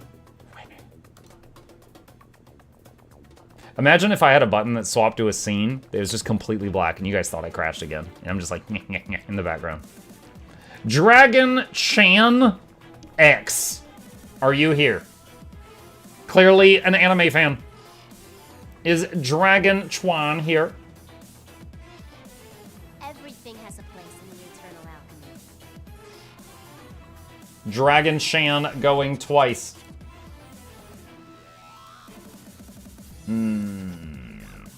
Wait, what's going on with it? Oh no, is it going to autoplay? No, stop.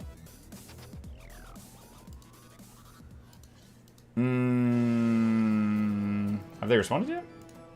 Oh, there we go. They said, no way. All right, they did finally respond. I was about to give up and draw a new one, chat. I was about to give up on them. They showed up. Pasty, pasty, pasty, paste. All right, send mail. Congratulations. Sounds like something you just set up for the future. Yeah, I saw, there was one time, okay, this was pretty good. There was another streamer I saw once. This was when, on Twitch, Applebee's commercials were really common. And they set up a scene that looked like an Applebee's commercial was starting. And when people would complain about ads, they would start like responding to them and then immediately cut and interrupt themselves starting the Applebee's commercial whenever people would complain about the ads on Twitch. All right. I miss when Mark would troll people the ad. The DMCA claims keep getting worse and worse and worse, Bluebell, unfortunately. Okay. Let's turn this off. Let's turn this off. Now, usually I just leave Guild Wars 2 open while I'm doing the Q&A. However, all of the computer crashes we've had so far, Guild Wars 2's been open for. I don't know if it's the cause. So, I am going to close that. Don't look at my desktop. Hold on a sec. Nah. I'm going to open Steam. I'm going to hide my desktop with Steam. I do need to clean that up. I have a lot of, like, bits of projects there I need to sort into folders. What's the bribe cost for you to start Spider-Man 2? Is it too incredibly crisp high vibes? I mean, that's one of those games I'm totally willing to play. First of all, we played, so, you know what, hold on a sec. You know what, hold on, just remember that. We'll start the Q&A here in just a second. Let me change categories. Let me close this. And let me change to just chatting. All right, I'm looking, you're looking, dude, I'll give you some to look at. Hang on a sec, where is it? Bacon! I was like, where's my vacancy? The bacon of obscurity. Forget everything. No complaints. Okay, hold on, here we go. High society. All right, there we go. Okay, cool. All right, here we go. Awesome. All right, so da-da-da, and da-da-da-da-da-da. Okay. All right, hello gamers. Today is July 1st, and I owe you the monthly Q&A for June. Every month we do a Q&A on the channel. This is a Patreon perk that we set up a long time ago, and I try to, well, I say try to, I've never missed it. I've been late sometimes, like now. So we are doing the Q&A for June. What does that mean? I am going to be going through questions that people have submitted on the Discord and answering them to the best of my ability. I will also take questions from chat if you wish to add any more. And the first question, I'm just going to do this one now before it scrolls up too far. Rujani says, what is the bribe for you to start Spider-Man 2? Spider-Man 2 is, of course, the sequel to Spider-Man, not one, Miles Morales. Because there's Spider-Man, and then there's Miles Morales, and then there's Spider-Man 2. They are as good at naming their games as Xbox is at naming their consoles. So, first of all, I will say I greatly enjoyed these two games way more than I thought I would. They were very enjoyable. I thought, oh man, superhero game is going to be kind of cheesy, but it was actually a lot of fun. However, it was one of those games that I had way less viewers when I was playing. So I am pretty sure that my audience was just not as into it as I was. So Spider-Man 2 is a game I am 100% down to play, but not when there's nearly anything else that is newer that I think people might be interested in to work on. Hang on, what is this DM? Let me see this off screen here. Got it. Okay. All right. Yeah, I see it. I think that's Gray Fox. Your name on Discord is different from your name on YouTube, Gray Fox, and it always throws me off, and I have to match your picture. Change it. Change your Discord name right now. Okay. So, that one. And then what was the other one? There was someone asked me like a really spicy question just a second ago, and I said, hold on, I'll add this to the Q&A. All right. Clararius says, honest question, would like to know your thoughts. What are your thoughts on AI dominating the creative industry that could possibly take over streaming and other jobs in the field? It kind of feels like Pandora's box situation. Like, obviously, I've got my dream job, okay? Like, there's literally no other job in the world that I want. I get to play games and make funny videos and hang out with you guys every day. Like, anytime you know, as a kid, like maybe you had like a party with friends and you're all playing video games together all night. I get to have a feeling similar to that every night. I love it. I wouldn't change it for anything. I certainly hope I don't get put out of business. If it happens someday, then it happens. But I'm going to, do this for as long as I'm able to. There are, like, was it Neuro? There are some very good entertainers that are essentially AI that are on Twitch right now. And for people that are not familiar with them, typically, I'm not talking about like, VTubers. That's a real person that is behind an avatar. Like this guy is sort of an avatar for the announcements and stuff like that. I'm talking about like actual like AI entertainers. Some of you may remember there was the AI generated Seinfeld episodes that were just going nonstop 24/7 on Twitch for a while until one of them got a little too spicy and said some slurs or something. And then they were like, whoa. And, Twitch shut it down. But it was just going nonstop and generating ad revenue for whoever owned it 24/7. So it's a very interesting thing, and right now it's very entertaining, but, there's also I think there's a difference between an AI streamer that requires God knows how much to set up, and then AI art, like AI thumbnails.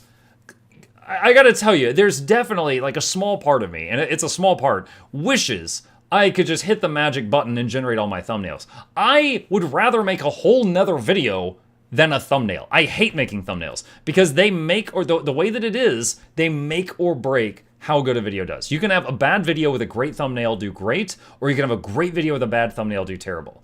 And it sucks. There's so much pressure to get it right. And then sometimes you don't do a good job. You think you did, but other people don't like the things you like. And then you make a thumbnail and the video does poorly, even though you're like, God, I know people would love this if they watched it, but no one's giving it a chance because I can't figure out what thumbnail to give it. Like stuff like that.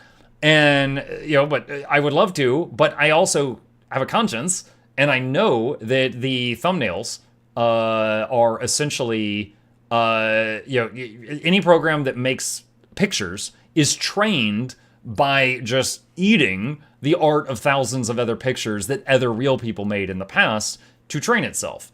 Now, I have no problem with that if those people knew what they were getting into. For example, if the person went to an artist and they were like, hey, Studio Ghibli, which they would say no, they were like, hey, can we feed all the art you've ever made to this machine to teach it how to draw like you, and in return, we pay you this huge commission, and then we can say we did it with your permission.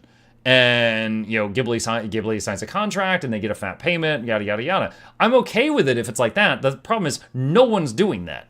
All of the ones I've heard of are ones that literally just pillage like deviant art and Google image search, stuff like that. So that's essentially what's happening. Now there is, I want to be very clear here, there is like AI is becoming such a like evil term. It is very important to know that AI is used a lot in our day-to-day life, but not as an evil thing. Let me give you an example in game development, right? If you've got a game like Kingdom Come Deliverance that has like 10,000 lines of dialogue in it, and you have all these lines of dialogue, and you have all of these visual moments where the character's mouth has to move. If you can run an AI program to make the moving mouth match the dialogue for the 10,000 lines of dialogue in the game, power freaking to you. You know, like, I would hate to be the guy to go in and do that by hand, you know? So, like, there's definitely, you know, things you can use AI for that are totally fine that makes people's lives, especially in this industry, a lot easier. It is not just like the devil's tool, right? That came out wrong. I will not be using that phrase again. Moving on. But, you know, the big thing right now is when people say AI, they're thinking like AI-generated art, AI-generated thumbnails, maybe even crypto, you know, stuff like that. And yeah, those things, unfortunately, it's like the genie's out of the bottle. I'm going to keep making my thumbnails by hand, but I also know that, you know, some other person can just hit like, you know, generate thumbnail and be done instantly. Or, you know, like a much bigger content creator than me might be able to afford a full-time artist to just, you know, that's their whole job. They just crank out like really nice thumbnails. I am in, you know, I'm in a good position where I make a living doing this, but I'm in a position where it's also like, I can't afford that. So I just do the best I can. I'm just, you know, I'm on my own here. Other than the one person I can afford to hire, and I say hire, I'm their client, which is Noxxi, who does my video editing these days. You know, that is a huge expense. I can't get like another person for thumbnails or anything like that. But yeah, that's my answer. It's like it is happening. The genie is out of the bottle. It's not going back. There's a little bit of you know, fear with like how the world is with that type of thing, because like there was a thing a while back where a world leader saw a video of something generated by AI and thought it was real. And then, you know, that was corrected a few days later, but it is so easy to like deepfakes and stuff like that right now that it is like, man, I definitely wish that the people who made that software never did. I think it was worse. I think it was, you know, it's like, oh, now anyone can make a movie like the Avengers. Yeah, and we also have lots of people making fake evidence for courtroom cases. It's like, it wasn't worth it. So yeah, I wish it hadn't happened, but it did, and the genie's out of the bottle, and now we've got to just find ways to deal with it. That's my thoughts on it. The full-time artist, I think I will use AI, the full-time artist. Let's see, clip it, new Patreon sound? No. I heard a lot of companies would also be willing to pay, but it's too complicated currently to find thousands of creators and pay them depending on what is used. Not defending the companies, just defending there's a big rabbit hole. Yeah. And again, there is ethical ways to do it. The problem is finding, like, let's I'm gonna make up a situation here. Let's say Blizzard. Over the years, the artists at, oh, hey, is it your bedtime? Give me 1 second. I'm gonna tell the boy goodnight. Just 1 minute.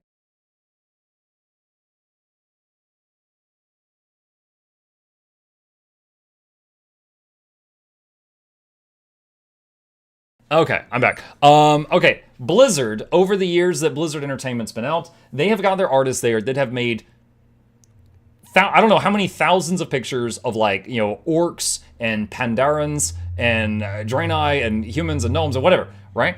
So if they, hypothetically, scanned all those into an AI, they could just crank out more. If they paid the artists that made those pictures, even if they don't work at Blizzard anymore, if they contacted them and paid them like a fat fee to get their permission to use their artwork like that, and then they agreed to it and signed a contract and got paid, and then they did that, and then they're just like, orcs, and then they could just make so much, I would be fine with that if they did it in that way. But if they are just like, oh, you know, just feed all this to the thing and go, you know, then, you know, ethically, I'm not fine with it, but it just depends on how it's handled. Let's see. AI is too hard to pay people, just proves it's a crime. Yeah. It's used like by a lot of folks right now that are like, you know, cutting corners and stuff like that. Oh, wait, did I hit the wrong button here? Hold on a sec. Okay, here we go. Okay. So next question, and again, these are questions people have sent me that I've got to answer all of these. If you guys send me more, I will, you know, try to answer those as well. Isn't that art property of Blizzard though? Would they need permission to do that? My honest answer is I don't know. I don't know what the contract entailed. Okay. Inbred cat, which is, you know, the spelling of the name is a cat that is inbred. How are you, Muck? I'm good. I am okay. I hope my computer stops rebooting. That is honestly It is both good and bad that the highest point of stress in my life right now is my computer keeps restarting. Very first world problems. We're good. Why so early? Huh? I assume he means why did I ask for questions early? Because I asked them like 10 days ago. That's at the time, I usually do it around the 20th of each month. How's the family? They are also good. They are totally good. How is Chip? He is fine. I kind of feel like Chip has entered, like, you know how, like, if you've got a kitten and then you've got a cat that's like fully grown, they'll have a different personality, right? Like they freaking digivolve. You know, they might be like, they never want to be anywhere near you, and then they grow up and then they're a lap cat. Or the other way around. They might be like, they want to be all over you when they're young, and then they're like, no, don't touch me when they're older. I feel like Chip has entered like his third evolution. And you know, he still likes us, and he still lets us like walk up and pet him and stuff all the time. But he hasn't come in here and like laid on his tower with me while I've been in here streaming in weeks. He's very, you know, just sleeps in a sunbeam all day. We can go to him, we can pet him, and he starts purring, he's all for it. But he's definitely been a little bit more loner if we leave him to do whatever he wants to do lately. He's in his teenager phase, maybe. He's 7 now. He's 7 years old now. So it kind of feels like that, but I mean, he's fine. He's fine. He's still healthy. He still gets lots of pets every day. Let's see. It would be interesting if artists sold AI service that only draws from a bank of the artist's own art. It'd be cheaper art since that isn't handcrafted. But the artist might make more revenue overall. Yeah, like I have, when I say this, hold on, what? 6. Huh? He's 6. I think he's 7. No, he turned 7. Okay, you said you were going to bed. Yeah. So you lied to me? No, I was going. Get out of here, liar. I was going. Untruther. I was going to get a drink of water, and I heard you lying. You drink of water. There's no water on this side of the house. Go. All right. You calling him a liar? I ain't calling him a truther. All right.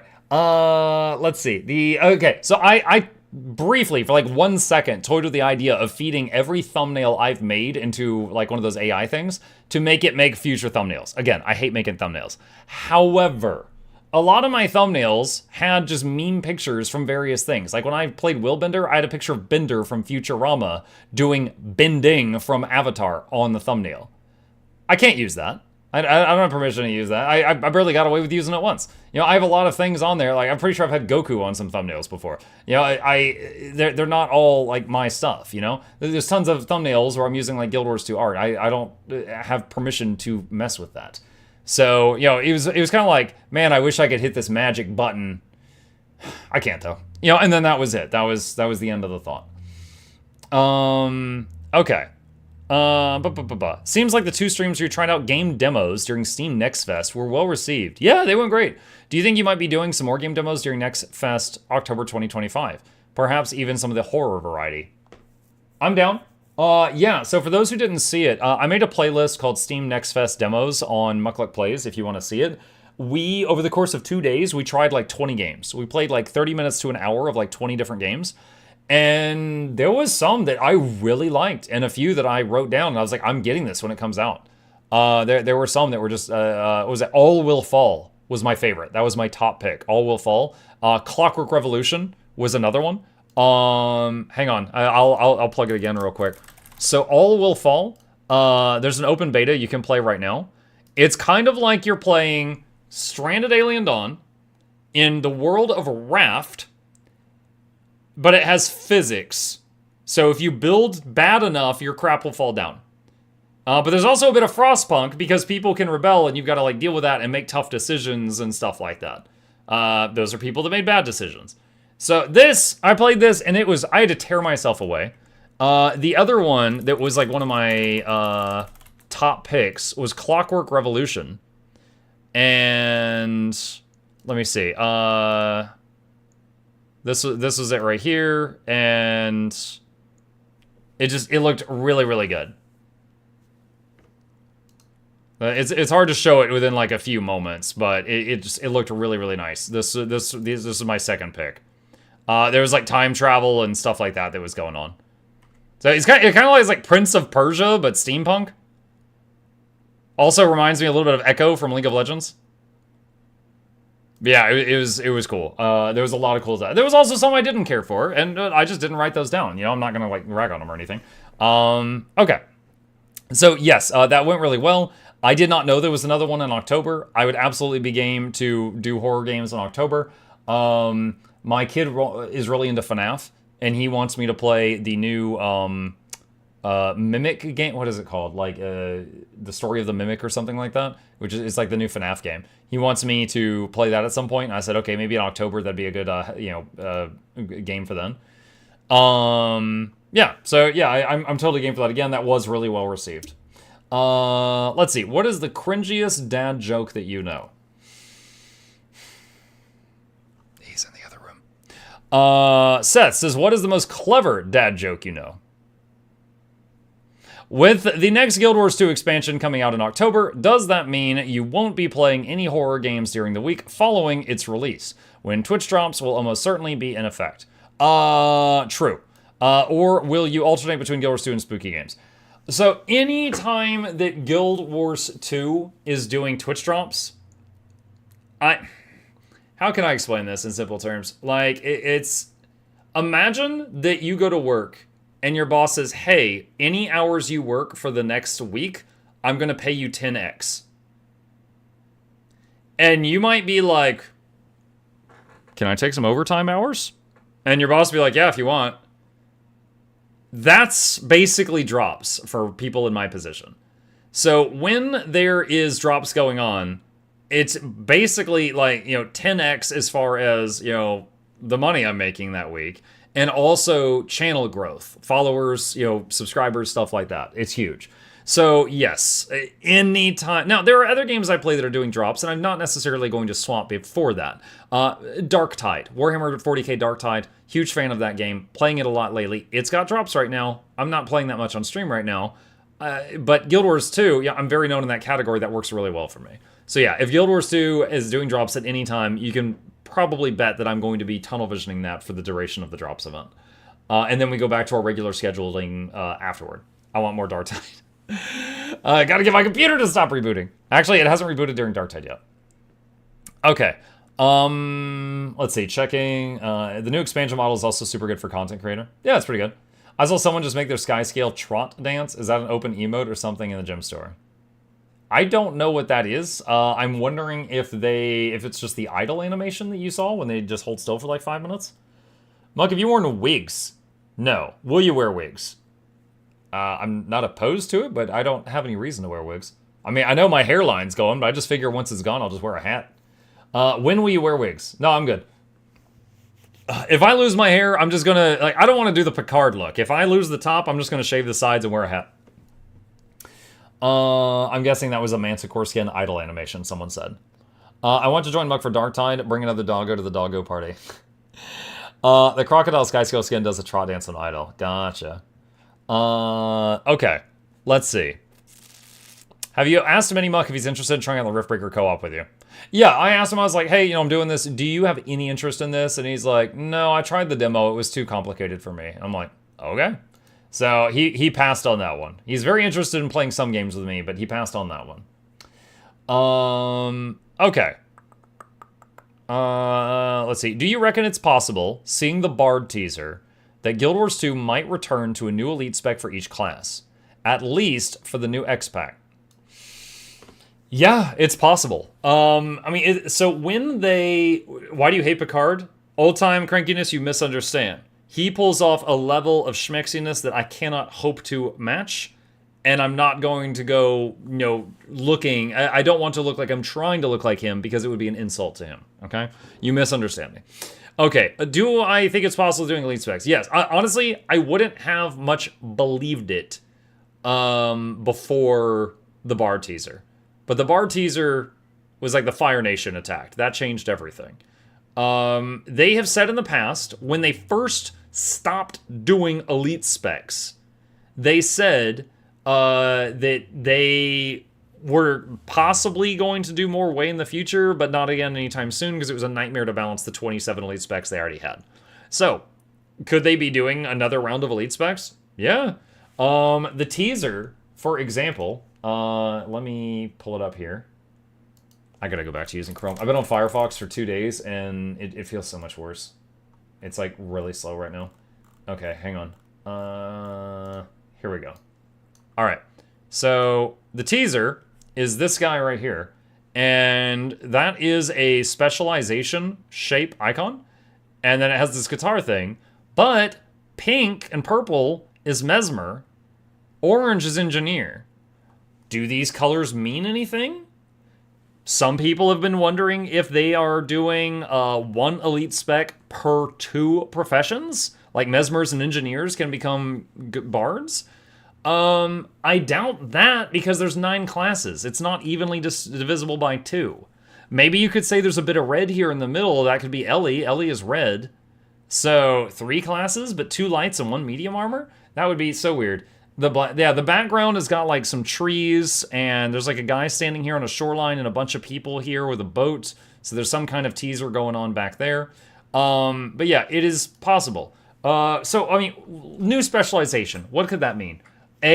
Everybody gets access to a new specialization. Call it bard, whatever, minstrel, skald, troubadour, whatever, and it's musically inclined. Second option. This is the first of a set of elite specs. We're going to see 8 more coming down the pipeline. Okay? Third option is something else entirely. Maybe it's a elite spec for 3 classes, and there's going to be 2 more that are each for 3 classes. You know, something weird like that. So yeah, I don't know. It certainly has the specialization symbol. Could be like a core specialization, so it doesn't come with a weapon. I'm not sure. But what's more important to me, rather than who gets it, is how the hell is this thing going to play? Because in every other game I've played with bards, Pathfinder, Dungeons & Dragons, EverQuest 2, Rift, Black Desert Online, all of them, the bard is like, I have insanely powerful buffs when you're near me, and they're short duration. But in those games, everyone else had long duration buffs that they would cast before the battle. Our entire boon system in Guild Wars 2 is the bard system from every other game. So I don't know what the bard is going to do. I have no idea. I mean, it'd be kind of funny if it's just like a warrior thing and they just hit someone over the head with a grand piano. Yeah, I have no idea what they're going to do with it. So, you know, in EverQuest, for example, the bard could do it was a jack of all trades. They could do healing a bit. They could do, so, you know, if you didn't have a healer, they could kind of tank if you didn't have a tank. They could kind of CC if you didn't have an enchanter. You know, they could kind of be your puller if you didn't have a monk. They could do a little bit of everything. They also had some of the best utility stuff. Like, they had a song called Celos Accelerando. And it just made the whole party run like twice as fast, and you could just like, you know, be like, run. And he's like, down, just freaking hauling, and you guys just run when things are going bad. You know, you had a lot of different options. I don't know, levitate, breathe underwater. They had all kinds of weird utility. They were a Swiss Army knife. In Guild Wars 2, I don't know what they're gonna do. Sea Magic Guild probably going nuts over this. Yeah, probably. So yeah, it might be an elite spec. It might be a spec that's not elite. Like, elite spec is like, it comes with a new, new line of skills, right? So like, maybe Ranger gets glyphs, you know, the druid glyphs. So it's a new line of skills, a new heal button, a new elite button, and 4 new utility buttons. You get a new mechanic, so like druid astral power, and you get a new weapon, like druid staff. What if this is a new spec? Like a new core spec that, you know, has new traits, but maybe it doesn't come with a weapon, or maybe it doesn't come with the new mechanic, or maybe it doesn't come with the new skills, like the new button press utilities. It could be like a half of this, right? It could be new traits and a weapon, but not the other 2 things. I don't know. I'm just guessing here, but it could be any of these things, like halfway there. Could it be a new mastery like fishing? Okay, first of all, could it be? Sure. Is it? Probably not, because it has the specialization hexagon behind it. Core specs for every class. Maybe. Okay. Have you tried Opera GX as a browser? No, I have not. I'm more concerned with my computer rebooting. I'm going to be troubleshooting that after the stream tonight. Could you reach OBPSG about Riftbreaker co-op? I kind of, like, hinted, like, they don't use Discord, so I could possibly reach out to them on Twitch, I don't know. Yeah, on Monday we worked on the beta with Flute Girl, but once the beta is done and it goes into the full game, I'll be looking for another crew to try it, crank up that difficulty. I think me and Flute are handling brutal mode easy enough. We can, you know, turn it way up. Let's see. Favorite flavor of ice cream? Chocolate chip cookie dough. It is like vanilla with chunks of cookie dough and chocolate chips all in it. I died so many times. She did die so many times, yes. I know you say you're not a vacation guy, but would you go on a vacation if it meant not breaking your streak? Like how there was that streamer cruise ship tour thing, that one thing. I don't have zero. I don't have zero. I have zero interest of going on a cruise. I will say, like, if the streak kept going, sure. Like, for example, my desire to leave the house, I think, has a 10-year cooldown, and it's up right now. And for those who haven't heard, every, like, what is it, August, they do a Guild Wars 2 community meetup event in Seattle. That's Seattle, Washington, in the United States. And a lot of the devs live like 10 minutes from there. It's easy for them. For me, I'm at the other end of the country. For those who are not American, I'm on the opposite side of the mainland United States. So it's a very long drive. It's like a 4-day drive or an expensive plane ticket to get out there. And I told my wife, I was like, hey, I actually kind of want to go to this year. And PAX West is across the street. We could go out there for like, you know, a couple days, go to the Guild Wars 2 thing on one of the days and go to PAX on the next day. Would you be interested in that? And she's like, yes, I'm interested. And I'm like, awesome. And then we asked my kid. I wasn't sure if my kid would be afraid to fly or something. And he's interested. So I'm like, okay. So we started looking at tickets to go out there. And just the plane ticket and the hotel for the three of us to go out there. And we shopped around. We shopped around as best as we could. It was like $2,500 for all three of us. And we were like, okay, never mind. And then my dad heard this story and he's like, oh, I got like a million frequent flyer miles you can use. What? He just dropped that on me, and we looked, and like, if we use this frequent flyer miles, it was like less than $1,000 for all three of us to go on this trip. So we're doing it. So August 27th, if any of you are in Seattle and you're at the Guild Wars 2 community event, you can give me a crisp high five. We can take a picture together. I'm going to be there. And then the next day, the 28th, which is a Saturday, I'll be at PAX West. And then on the next day, I'll be flying back home.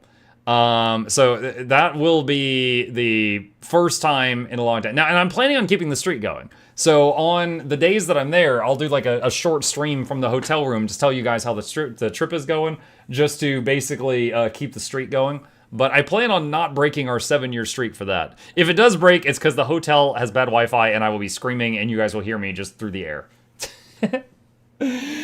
Just hoof it. It is a... Hang on a sec. How long to drive? I live near Atlanta, so I'll just say how long to drive from Atlanta to Seattle. Okay, non-stop without breaks, 38 hours. Yeah. So here, hang on, just to show. That's the map. I'm almost at the other end. That's non-stop driving is 38 hours. I really want to remind you guys that live in Europe that your countries are the size of our states, okay? Like, this is like, you know, full crossing Europe twice. And yeah, and no, there is not a train there faster. I already checked. Bad Wi-Fi is not an excuse. I remember the mobile phone stream. It was on Wi-Fi on battery backup. That stream ended when the battery died and the Wi-Fi went down. That's a 5-hour plane flight, which is why we looked at the price of plane tickets, which for for 3 people, plane tickets, now, by the way, they increased the prices during PAX. Okay, that's part of it. But plane tickets plus one hotel room with a rollaway was $2,500. But my dad's frequent flyer miles are saving us, but we emptied his frequent flyer miles. And so this might be the only time I ever get to do this. You might never see me there again. So this might be a one-time thing. Kids staying home? Nah, he's never been on like a big vacation, so we offered. Pretty sure a train would take 7 days. Yeah, train ride? Here, hang on. How long to take a train from Atlanta to Seattle? Hang on a second. Okay. It says 2 days and 15 hours on a train. And then there is this map. So that's 2 days and 15 hours on a train. And that's one way. So it'd be like, you know, almost 3 days there, do the thing, and almost 3 days back. It's a long one. When you get there, scope out the nearest Starbucks or something that's good open Wi-Fi in case you need backup. Good idea. Yeah. Northern route, very nice scenery. Yeah. So, yes, we are sort of going on a vacation. I still plan to stream. It's also kind of a business trip. I gotta figure out how a streamer is supposed to behave at PAX. Am I supposed to walk up to people and, how do you do? I'm MuklukYoutube. You know, I make business contacts. Like, do I need a card? I don't know. I gotta figure all this out. I'm talking to folks about it. ArenaNet should pay the plane ticket? Why? They didn't invite me. First of all, I would love that. Second of all, they didn't invite me for anything. I'm just there like any of the hundreds of other Guild Wars 2 gamers walking in the front door are going to be there, you know? So they're not going to pay me to fly out there unless they had a job for me, which I've never been invited to do with that. You're gifting them with your presence. I do have 1 or 2 legendaries in storage right now. I was thinking about asking them if I could do a giveaway there, but we'll see if they allow me to. I don't know. Keep count of the number of people that recognize you. So far, now granted, I don't go outside much, but so far I've been recognized outdoors 1 time ever. And it was at the Renaissance Fair. And a guy that was in full-blown, like, leather armor and a shield and stuff. He looked almost like Geralt of Rivia as far as, like, his outfit went. He stopped me, he's like, excuse me, I'm so sorry. Are you Mukluk? And I just started laughing. And I was like, you're the first person to recognize me in 7 years outside. He's like, oh my god, I just started playing Guild Wars 2 last week. And I remember I was waiting for my wife because she had gone to like a bathroom. And she came out and I was like, you missed it. Someone recognized me. She's like, what? I missed it? And she was so mad that she missed it. Keep all the receipts and everything. Oh yeah, of course. Need to take Asura plushies. I am going to have the prototype of my Asura plushie with me while I'm there, carried around. One of our viewers named Bluebell is trying to make me this thing with crochet that's like a shoulder pauldron that has a seatbelt for him to sit on, so he can just... Yeah, so he can just sit on my shoulder the whole time and people can maybe spot me. So if you see a guy with a goblin with a traffic cone on his head on his shoulder, that might be me. Okay. Muck loose in the wild, that's right. Have you ever tried European Coke brands, as in Coca-Cola but not? No, but I've had like Publix Coke brands, and that was terrible. Or Afri-Cola, Fritz-Cola, Vita-Cola, Coca-Cola, or Pepsi. Okay, there was a group of people that were swearing by Mexican Coke. And to the point that someone shipped me a 6-pack of it. And I'm like, okay. And so, you know, everyone was like, oh, it's made with real sugar cane. There's actual crack in it. And I was like, oh my god, okay, this might be dangerous if it's really good. So, you know, we got it cold, and I was like, I asked my wife and kid, I'm like, do you guys want to try this too? And they're like, yeah. And so, like, on stream, all 3 of us popped one open. They had glass bottles, and we each drank one. And I was like, this doesn't taste any different. And my wife and son were like, we don't like it. Do you want it? And I'm like, I can't drink 3 of these at once. So they put theirs in the fridge. They went flat. And I drank mine on stream because it was just like a Coke. It tasted exactly the same. It didn't taste any better. I don't know. Maybe my taste buds are off. But the next question is Coke or Pepsi. You know what? As a kid, I didn't get much soda. But when we went out, my parents would let me order a soda. Like if we were at a restaurant. And I would always order Sprite. I loved Sprite. And Coke and Pepsi tasted the same to me. Which were both not great. As an adult now, I'm not as fond of Sprite. Coke is good, and I hate Pepsi still. Like, I can now distinctly taste the difference between them. One is good, one is bad. So it's like not even like, you know, those blind taste tests. Like, it used to be, I would fail those blind taste tests. Now, I could absolutely pass it. Gas lighting the regional Coke tastes different. Let's see. Okay, burger or steak? I love both of those things. I mean, I would say whichever one I haven't had most recently. Let's see. How do you drink your coffee? I don't. Okay, when I worked at the hotel, I've told you guys I worked front desk at a hotel for many years, and I've got a lot of horror stories from that. We had a coffee maker there that was this really fancy machine. And it would like, actually, you put in the beans and it would grind them, and we'd have to clean out the grinder every day, and you had to put in like a jug of milk each day. Because so many people at the hotel used it because it was free coffee that it went through multiple jugs of milk a day. We spent so much money on that. And it, like, I grew to really like the smell because it would like be grinding the beans like 20 feet from me all day, every day. And I really grew to love the smell of like ground up coffee beans. However, I cannot stand the taste of coffee. I have never tried a coffee and enjoyed the taste. So I like the smell, but not the taste. It's just not been for me. But of course, there are many types of coffee in the world. I can only say the ones that I've liked. Let me see. Star Wars or Lord of the Rings? I have seen the Star Wars and the Lord of the Rings movies. I have read The Hobbit. That was horrible. I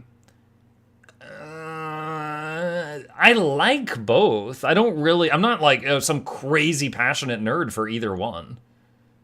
Maybe Lord of the Rings? Maybe? And that's just because I think I like fantasy a little bit more than sci-fi. But fantasy and sci-fi are my top two genres. But fantasy is number one. Camelon says, what is your opinion of the new Warhammer 40k Rogue Trader expansion so far?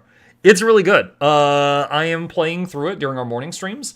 I have made an Arbites as my main character. We got to this amazing cutscene that, hang on a sec, because I actually linked it. Give me a minute. I have it with a timestamp. Okay, we got to, one second. Nope, that's not it. Wait, where's the timestamp? Hang on a second. That should... Okay. Okay, now Firefox is being stupid. Give me a second. Okay. If you're a mind flayer, you lose control. This is Wait, it. are those Arbites?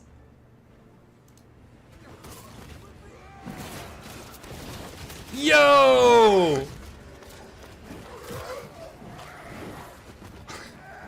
Yo, he twisted his top off like a bottle cap. Yeah, this is the turn-based Warhammer 40k game. New. So this is from the DLC.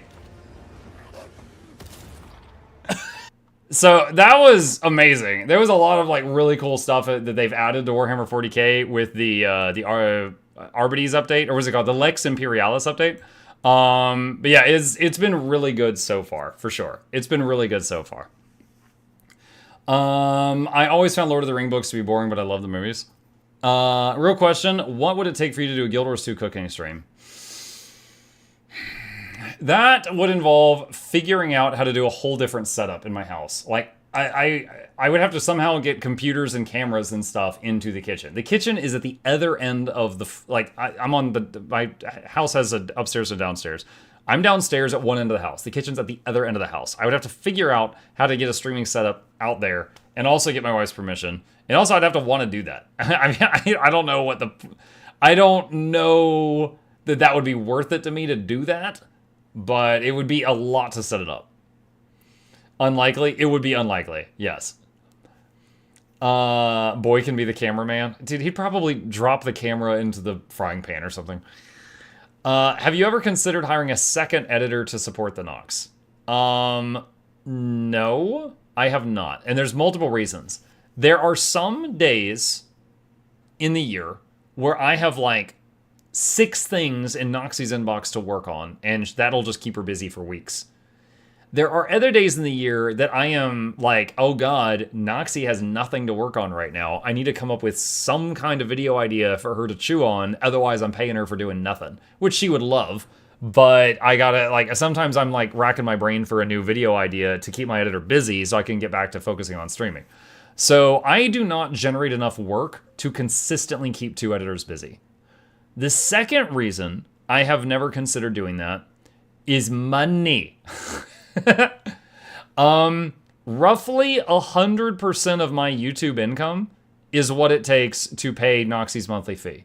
And she gives me a good deal because we've been doing business together for years. She gives me a really fair, like a more than fair rate. And I've given her a raise without her asking like half a dozen times.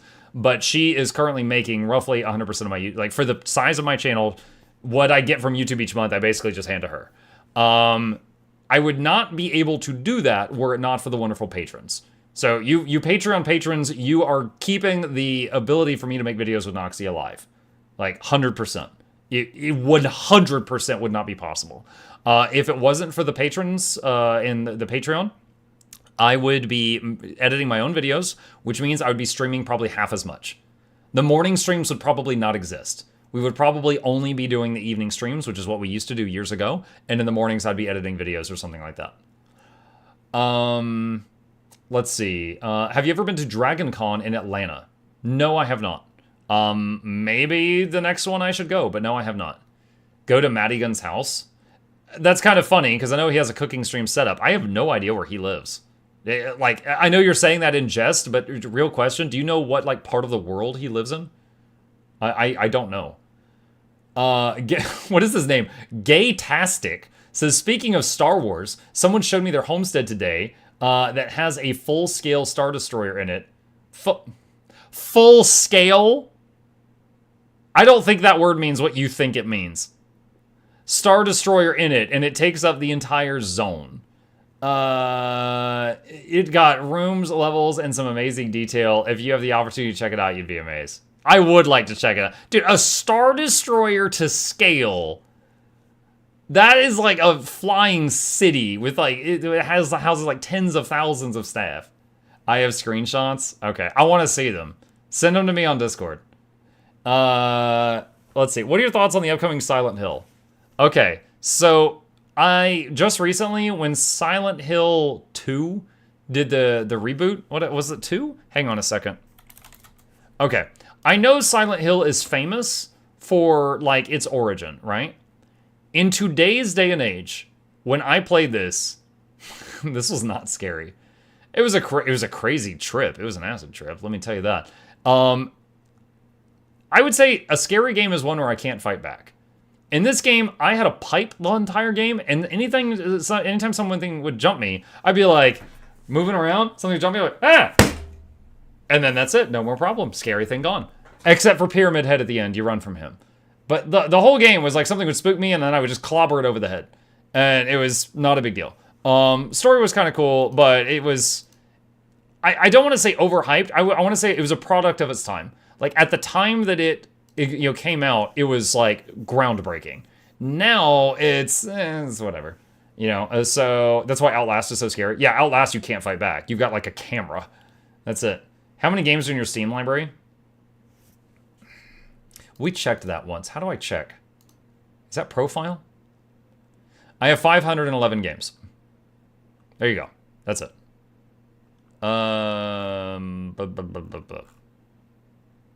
Shugo apparently drew an ooh-woo on my profile 2 years ago. Thanks, Shugo. Yeah, 511 games. Okay, where were we? All right, so yeah, second editor. 1, I don't generate enough work for 2 editors consistently. 2, I couldn't afford that. All right, if you could never play Guild Wars 2 again, what would be your new main game, or would you go full variety? I would say, knowing what I know about my taste in games right now, I would probably go full variety, but there would be stretches of time where I would fixate on something. For example, many of you will remember a while back, I played Age of Wonders 4, and I got really into it, and then I did like 3 campaigns of it back to back. Like for weeks, there was either in the morning or the evening stream I was playing Age of Wonders 4. Total War Warhammer 3. We did like 20 campaigns of this because I couldn't put it down, So there would be times where I just get really into something and play a ton of that until either I get tired of it or I feel my audience, I'm like, okay, I'm losing my audience, I need to switch to something else, That's typically how that goes. So I think that's what it would be. Still lots of variety. Like, it was a lot of work to go from a Guild Wars 2 streamer to the variety that we do now. And even with that, I get way more viewership when I do Guild Wars 2. I'm known as like big fish, small pond over there. But I very much enjoy like all the different things we got to. I mean, like, look at this. Like, this is just since June. Now, I was given a key for this. I haven't played it. We did like 3 campaigns of this with the different DLCs. I was gifted this. And we finished this. We played a spooky game. I finished this and I did a positive review video of it. I opened this up and I checked out the update. We cleared Tainted Grail Fall of Avalon. We cleared Portal Reloaded. I was gifted this by Rose MMO, who sent it as an apology because he felt bad. We cleared the altars. That was really cool. I've got a script for a review video for that. I haven't recorded it yet. Played a lot of this off stream. We did a full playthrough of this on honor mode. I've been in the middle of this right here. Been reinstalled this for the beta. Someone just gifted me this. We cleared the DLC of Lies of P, and I played Darktide with my son. That's what I've done in June. Okay? I live an awesome life. I get to do cool crap, and I play a lot of video games. So yeah, I would absolutely keep doing a variety of things, for sure. Okay. That's my answer to that question. Let's see. Is there any questions? Spooky game? Yes. Embrace Total War. I love Total War. Bluebell loves Total War. Everyone loves Total War. Madigan says he's in Arizona time. So likely Arizona. I like how you added so likely Arizona. Because if you're like, oh, he's in Arizona time. Oh, where does he live? New York.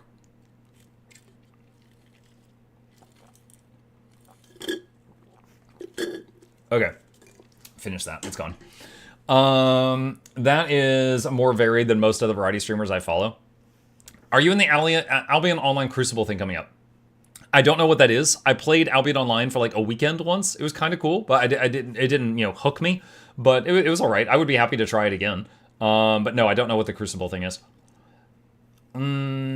Let's see. That's more varied than most variety streamers I follow. Dude, hold on. There was a... Where is... Give me a second to find it. Hold on. It's... Oh my god, Firefox. Why? What is going on? Sorry, hang on. I've got a... Okay, this is really freaking weird. I've got a window in Firefox that... Oh, there we go. Okay. I couldn't get it to, like, drag out. I have a Firefox window over here with a bunch of tabs, and I was trying to pull one tab out, and I couldn't get it to move. What was I looking for? Playlist... Hold on a sec. I don't know if there's anything... No. Let's see. What was the name of it? I think it was called Tierless? Tier. Yeah. Here we go. So I have a playlist called Tierless here. And on it, talking about variety... ranking the 110 games I played in 2024, ranking the 85 games I played in 2023, and ranking the 90 games played in 2022. So to the person who mentioned, like, how you play a lot of variety, like, we really do. We really do. Edge? No, I'm not using Edge. But yeah, we really do actually play a lot of variety here, for sure. Okay, I think that's it. All right. Why Firefox, no Chrome or Edge? No, I was using Chrome up until 2 days ago, and I decided to try Firefox, and I think I might go back. It's just been, like, too much of a pain. Like, for example, here's this right here, right? Let's say I want to pull this out. I can't see the window until I let go of it, and then I can start moving it again. It's just, there's so many little things like that behave differently than Chrome. Up here at the top, look, I can't even see all the tabs at once. I have to download an extension to see all the tabs. It makes a scroll bar. Like, what? Just, no. Like, anyway, now I'm just ranting about Firefox. Anyway, yeah, there's a lot of little things that have been driving me bonkers since I started this. Any plushie updates or news? It's the same as it has been since it launched. I've got that tab open too. Ever since the campaign started, it has said that it ships on August 8th, which I have said since the very beginning. I wish it wouldn't take that long, but that's how long they said it would take. I assume that there's like a queue, and it's like not its turn yet in the queue. So why does your Firefox look like that? That is what Firefox looks like right when you download it. That is a freshly downloaded Firefox. I just downloaded it the day before yesterday. So yeah, August 8th they should be shipping out. How can I use Firefox? I have 200 tabs open. That was 15 tabs. That was not 200. Shut up. You can fuse tabs together now. I'm not trying to go Full Metal Alchemist here. I'm just trying to see them all. Edge gives Microsoft reward points. I haven't paid for PC Game Pass for over a year and a half. Edge is usually awesome, especially for a million tabs. You can go vertical and group them. I mean, you can group them in Firefox. I just don't like it. Okay. I have 200 tabs. Oh, Charmon, I thought you were just making fun of me because you use like the Papega emote. Okay. Firefox is good in Linux. From what I hear, everything's good in Linux, but I don't have time to be learning a new op system. I like using Chrome at work and Firefox for fun. Edge is actually awesome, especially for a million tabs go vertical. Okay. Let's see. What setting do you think is unexplored in games that you would love to see more of? Okay, so I've mentioned this before. My favorite setting is fantasy. That's like swords and magic, right? My second favorite setting is sci-fi. You know, and lately Warhammer 40K has been that for me. You know, like future, spaceships, laser blasters, like all that kind of crap. But having space wizards still a thing, like psychers, awesome. So those are my favorite settings. As far as underexplored, I don't know. I don't know that I have an answer for this question. In underexplored settings. You know what? Underwater MMO combat. Guild Wars has it the best, and they have left it to gather dust for 10 years. There you go. Steampunk? Maybe. Have you played the Mass Effect games? I played ME1, and it was okay, and I haven't played the other MEs yet. Waterpunk? Yeah, give me Water. Okay, you know what? When you say Waterpunk, you know what the first thing that I thought of was? Bioshock. It's a pretty good game. Might qualify as Waterpunk. Edge has a great built-in ad blocker. I never see a YouTube ad. Doesn't work with Twitch, though. Okay. Let's see. Never knew. Need more Solar Punk? Solar Punk? That makes me think of the Dyson Sphere program game. I think they got a big update. I might have to try that again. Maybe not on stream, but I remember... I would have to relearn how to play it. But I remember I really enjoyed the Dyson Sphere program game. Did you get hit by the East Coast heat wave? I don't know. I don't go outside much. If so, how are you doing? My thermostat is still working, so I'm fine. Yes, the walk to my mailbox. Oh my god. I almost didn't make it. Atmux Space Marine 2 DLC. I would love to. Yeah, I would love to sometime. Scroll to the bottom of pics and selfies to see a picture of my orange cat. Okay, hold on. I'm going to do this on the other monitor in case you're being a degenerate. Hang on. Okay. Alright, that's fine. Neat, I can finally post pics of my orange cat. Everyone meet Fitch.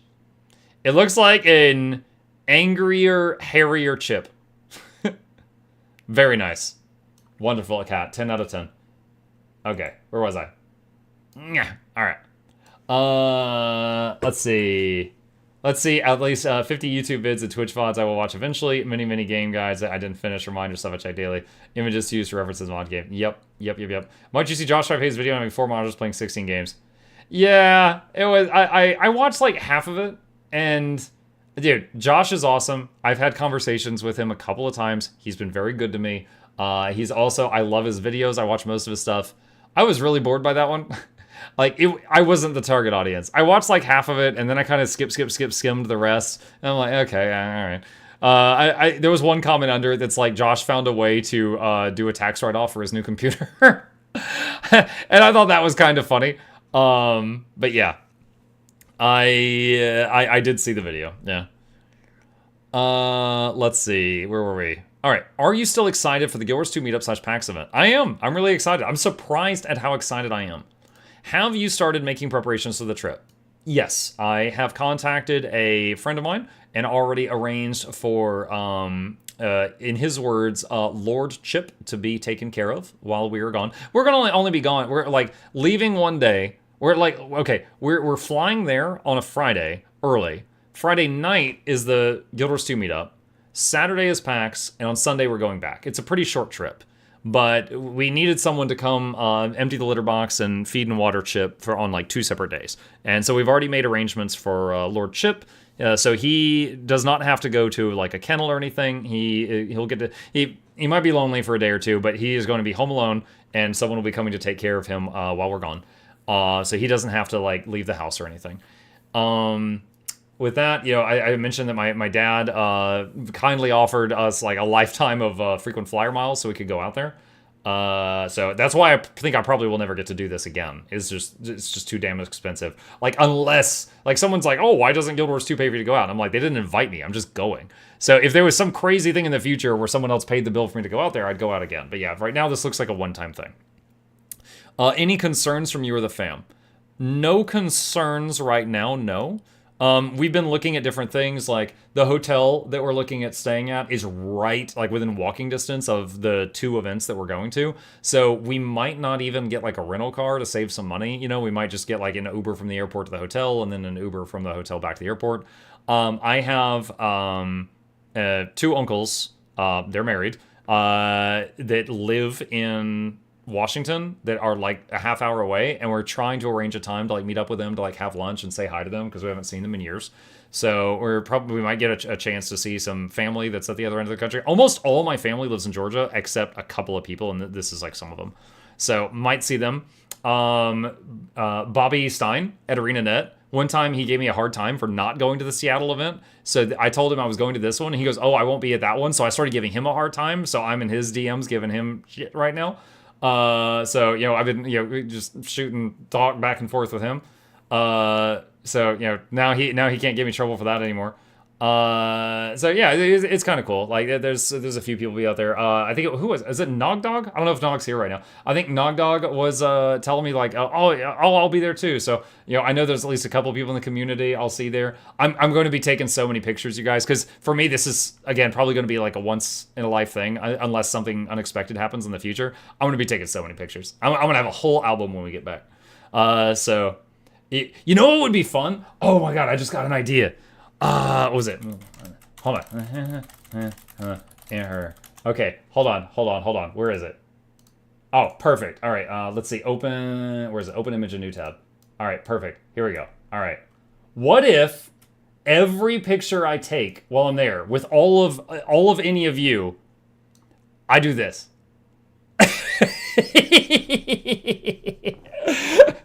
Just hold on. What is it? Just like shake hands. Just like everyone. Other like this is the #1 person for every photo. Like, and then just ask them, like, just act as aloof as you can. Do it. I like it. I like this idea. I like that. This is off the cuff. Nog, can you stand up straight, or are you a gremlin? Practice standing up straight before I get there. All right. Doesn't Mark Hamill do that? I don't know. Does he? Yeah, that's a fun idea. I like that. I like that. Is there any conventions in Atlanta? The only one I know of is Dragon Con. But, so here's the thing. The conventions someone in my position would care about are TwitchCon, mainly. And TwitchCon never happens anywhere near me. And PAX never happens anywhere near me. And the Guild Wars 2 Seattle meetup, which never happens anywhere near me. I could start trying to check out Dragon Con. The main thing I know about Dragon Con is when Dragon Con happens, the traffic around the entire city of Atlanta gets heinous. Just horrible. It's like, for people that live here locally, it's basically like, don't run errands on those days. It will take way more time. All right? It's just because of traffic. That's it, just traffic. So, you know, that would be me finally going out during that. PAX East is Boston, from what I remember. Still really far from Georgia. Yeah.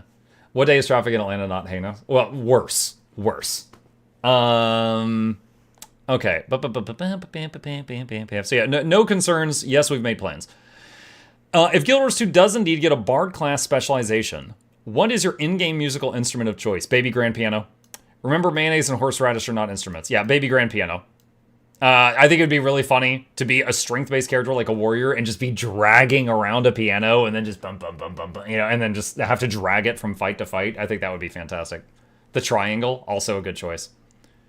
Would you approve my new Patreon sound after the stream is over? Okay, so for those that don't know, the penthouse tier of our local Patreon, you can submit a sound and you get the ability to play that sound and interrupt what I'm doing one time per stream.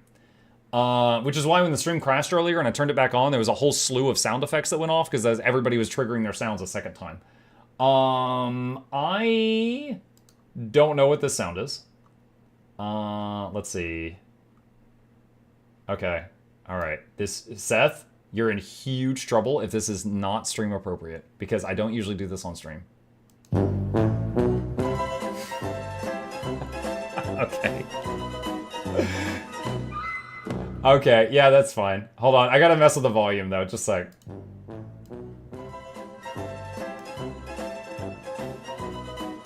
Alright, that should be good. Alright, approved. We've got this lovely little bot here that Mail made for us. Alright, it's approved. You now have the ability to play that noise once per stream. Ah, you egg. Alright. For those who don't know, Seth was the one that was playing the smoke detector chirp for the last month. Yo, everyone's telling me in my videos, change your batteries. I'm like, dude, that's not me. I'm like, no. That's been said. So I'm kind of glad that's over. I could see Mux as Surin bent over a baby grand piano like Schroeder from Peanuts. That was a sound, how dare you? You didn't know? Yeah, it was. Didn't Seth have Herald of Darkness before? I don't remember. It's possible. Okay, that is the last question, chat. That is the last question. So, live chatters, Twitch and YouTube, if you have any last questions for the Q&A, shoot. It's time for someone else's turn to use the chirp. You could. What color is salmon? I think if a salmon could talk and we told it, hey, we have a color named after you, they'd be so excited. They'd be like, oh my god, is it like silvery blue, like my scales? And then you're like, and they'd be like, why is it pink? And they'd be like, why is it pink? You know, like, I think they'd be very offended, right? And yeah, it's kind of pink. It's a pinkish color. Why are you American? It all started the day I was born, and it's all gone downhill from there. Do you think the bar teaser could be a new weapon for every class, like a guitar or harp? A new weapon? I don't think it'd be a new weapon. New specialization, I think. I don't now. I'm just guessing, right? I could be wrong. I think it's a new specialization, not a new weapon. Are you gonna play Darktide after the Q&A? Possibly. At Muck, what new game? I don't know. Starting tomorrow evening, if I fixed my tech issues, we need to start a new game because we just finished Baldur's Gate 3 Honor Mode, and we just finished, what was the other one? The Lies of P DLC. Both of those we finished in the last 48 hours. I could. I've got a key for Dune Awakening. Again, the end game of this doesn't appeal to me. I could totally enjoy the single-player story up until the repeatable end game. So we could do Dune Awakening, and sure, check that out. Nice day for fishing. If you guys want some very rare Muck fishing content, this is from what is it, Dirt League? This is from the Dirt League guys. Tomanson sent me this. So we've got this as well.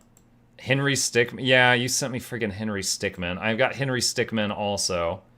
So those are games that I literally already own. I don't have to pay for that we could knock out. What else?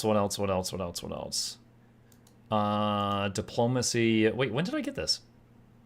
I don't even remember someone sending me this. This is a game I had on my wish list. I guess someone gifted me this. Well, thank you again to whoever that was. I freaking totally missed that. Also, we got multiple Yakuza games. Deliver at all costs. What? I don't know if I have that. Right now, I'm just looking at games I already own, so I don't have to pay for. What is deliver at all costs? Deliver at all costs. Thrilling action game where destruction, absurdity, and intrigue collide. Step into the shoes of Winston Green, down on his luck courier with a fiery temper and a mysterious past as he delivers highly unconventional cargo.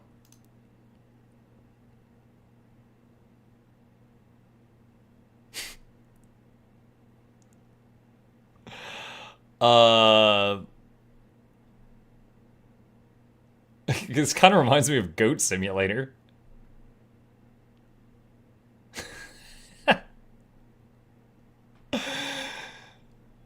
Oh my god. That looks kind of funny. Yeah, I mean, yeah, if someone gifted me that, I'd try it at some point. It's pretty funny from what I've seen. Do you spoil Gabe? Sometimes. I mean, we're I'm a nerd. My wife's a nerd. He's certainly being raised into a nerd, right? He plays a lot of video games and stuff like that. I will say that if he is getting, like, the way I parent him is I basically tell him, I'm like, look, it's my job to make money and provide for the house. Mom does most of doing the upkeep for the house. We help out when we're not busy.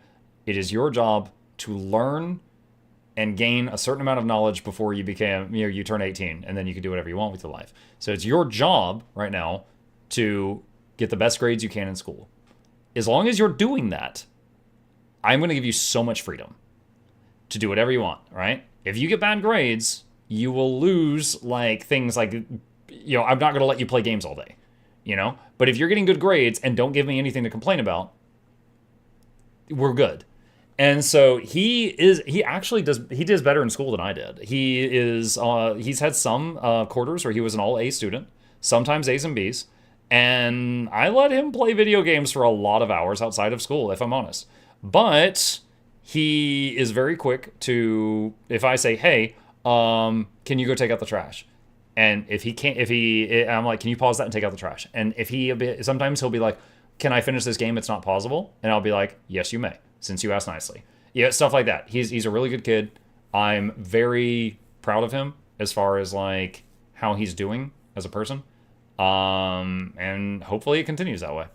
But yeah, he does really good. Like, to give you guys an example, like, Chip gets an upset stomach, like, maybe once a week, sometimes more.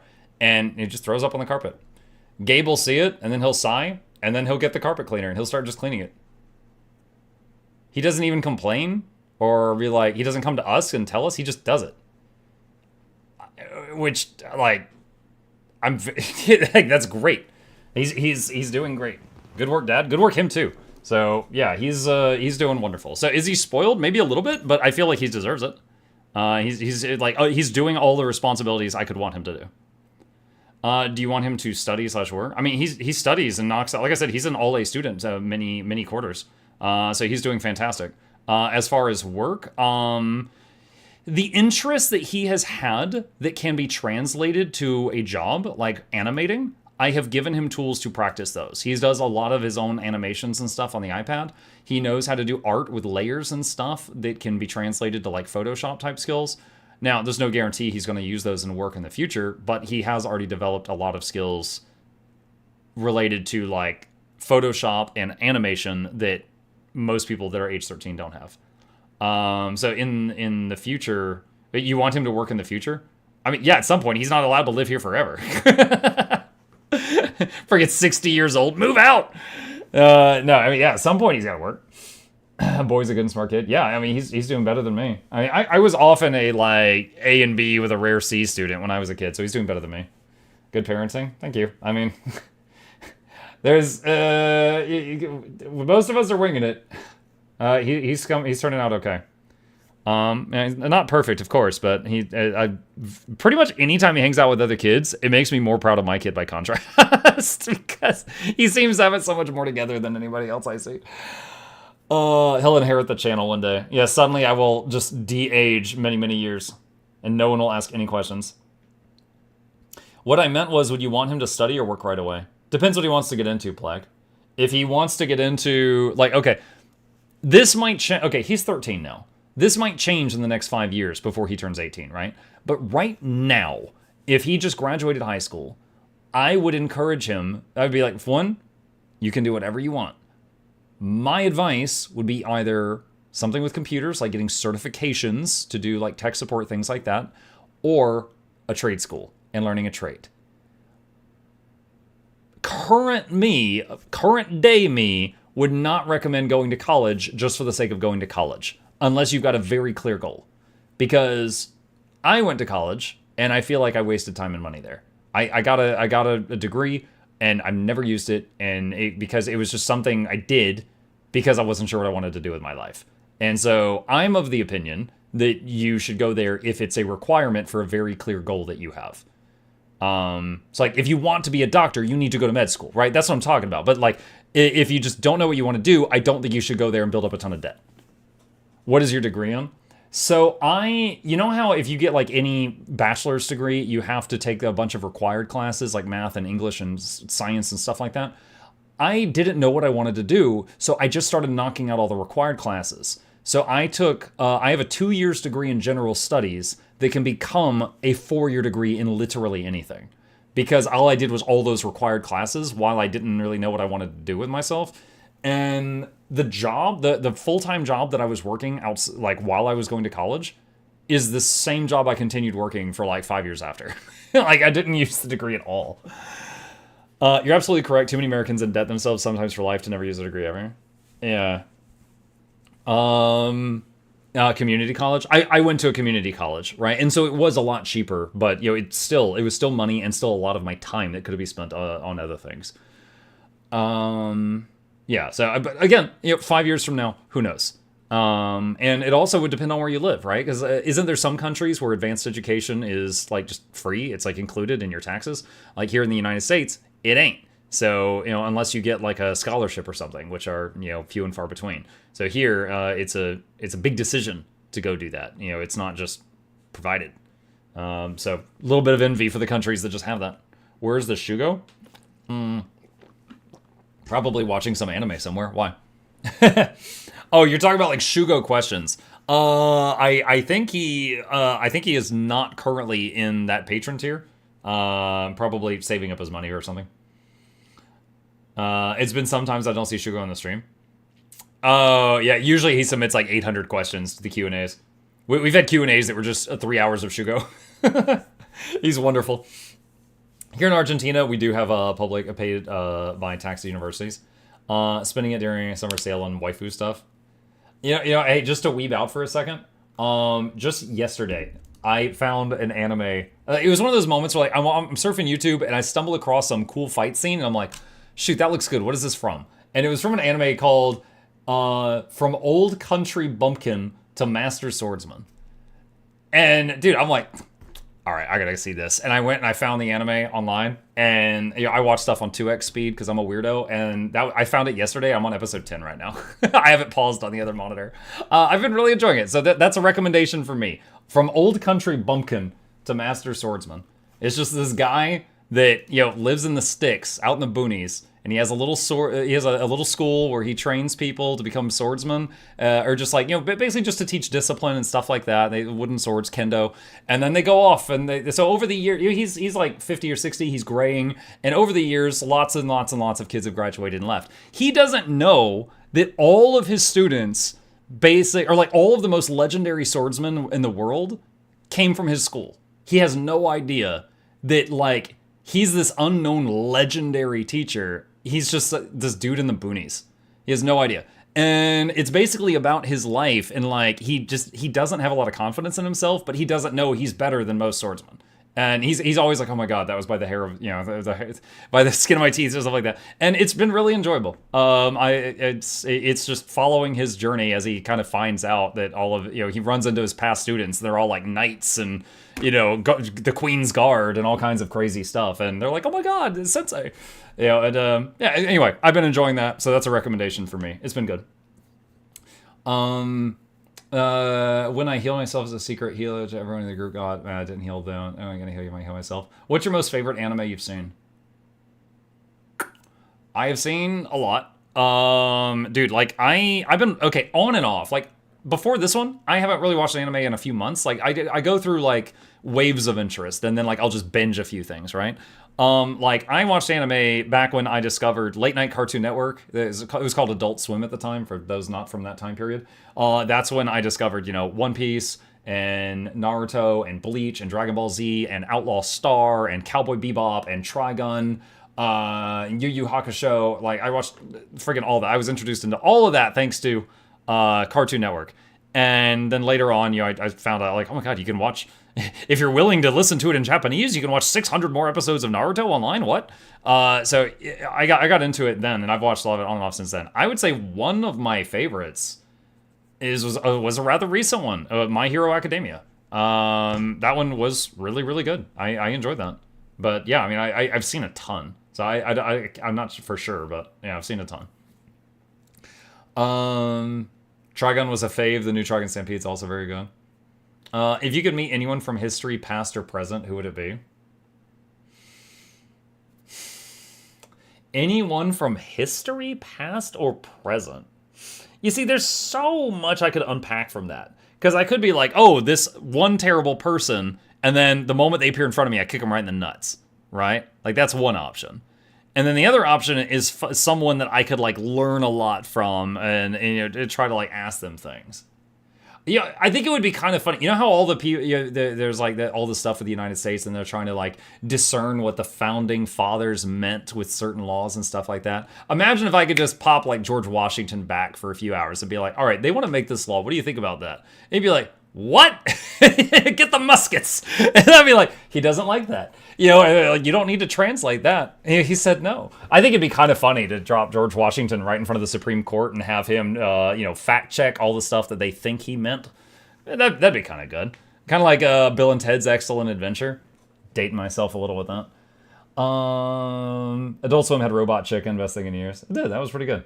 Let's see. History rewrites itself. Mutt killed Hitler and ended World War II. No, I just kicked him in the balls.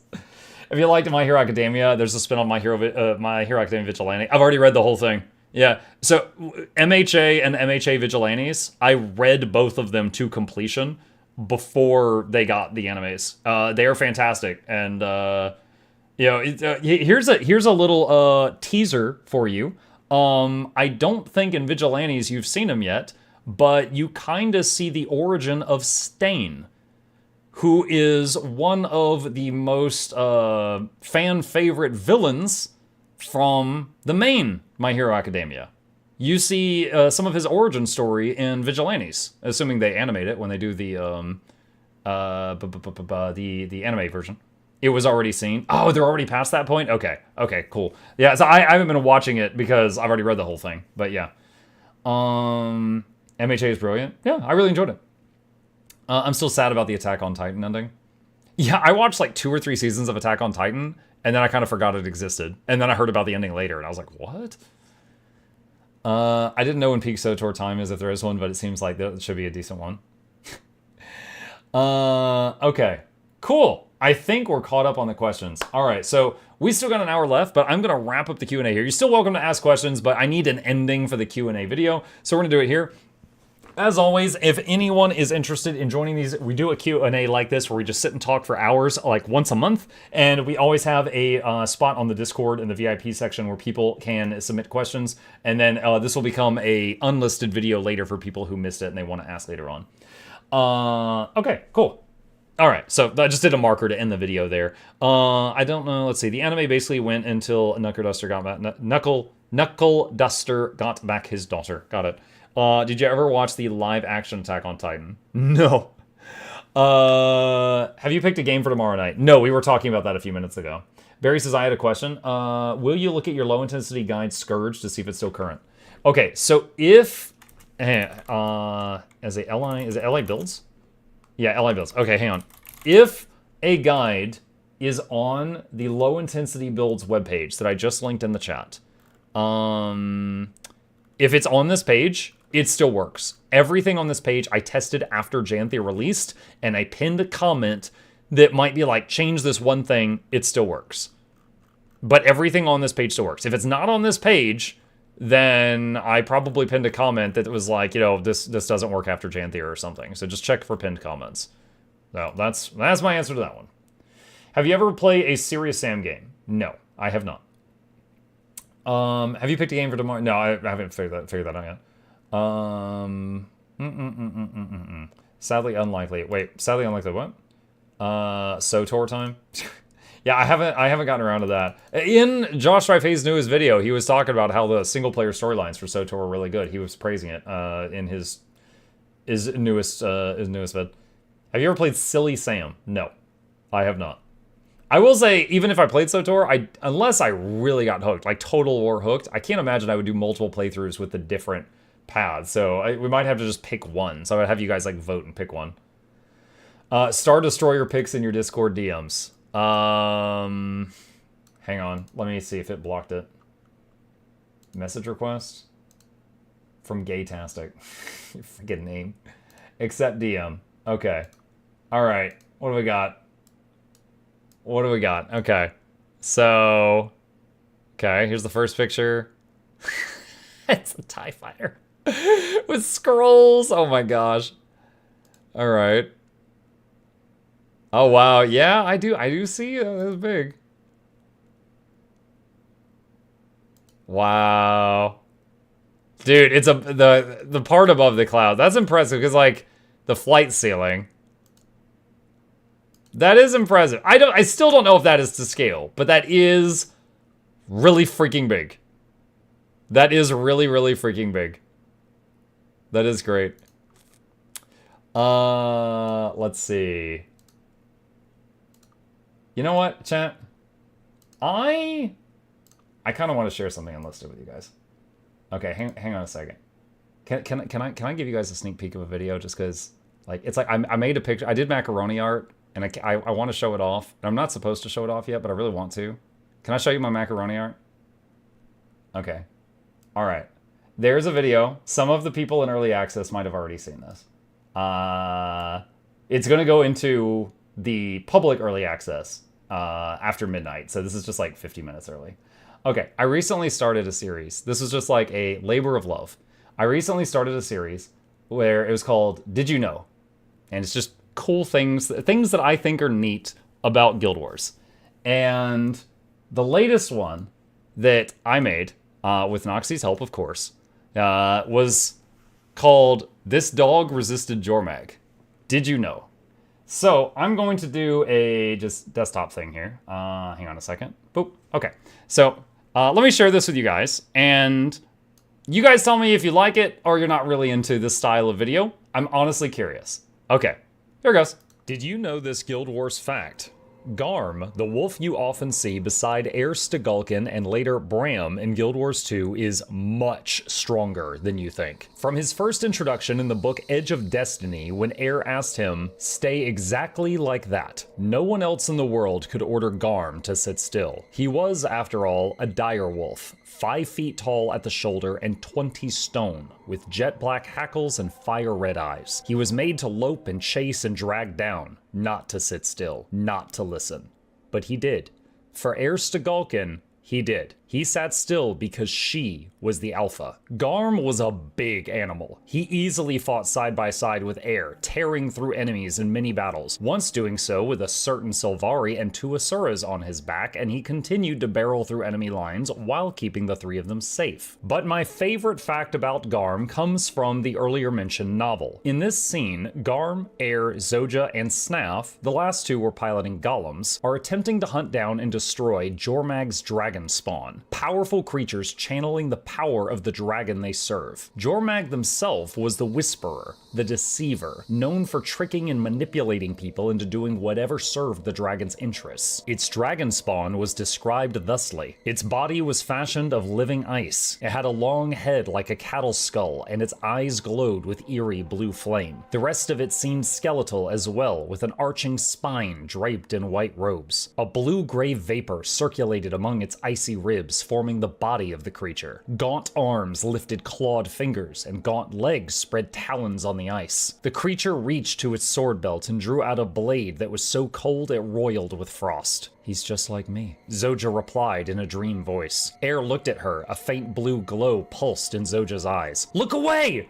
Air shouted, averting her gaze. Air had seen this before. "Don't look at it! Don't lock eyes with it, it's trying to freeze you." Zoja shook herself. "How can we fight something we can't look at?" The dragon spawn's elongated head turned toward his foes. Eyes glowed bright blue. The beams splashed across Air, Garm, Snaff, and Zoja. They shielded their eyes, but the monster was seeping into their minds. "Look away!" Air called again. She turned, seeing Snaff and Zoja already standing motionless. "No!" Air ran to the golems housing the small Asuras and began pounding on them with her fists, yelling at them to snap out of it. Whether by voice or by blow, they jolted, and Snaff whispered, "Where are we?" "You're in battle with the dragon spawn! Wake up!" Air spat. In the moments Air spent trying to get the 2 Asura back to their senses, the dragon spawn had turned its full attention on what it believed was the only remaining threat. Garm. "No!" Air yelled again. The dire wolf stood enveloped enveloped in blue-white energy. Power sluiced past his gaping jaws and coursed over his hackles. It sought entry. It probed for a chink that would let its icy talons reach into his heart, into his mind. You see, Jormag can't just wave a claw and instantly brainwash anyone they wish. It has to find an opening.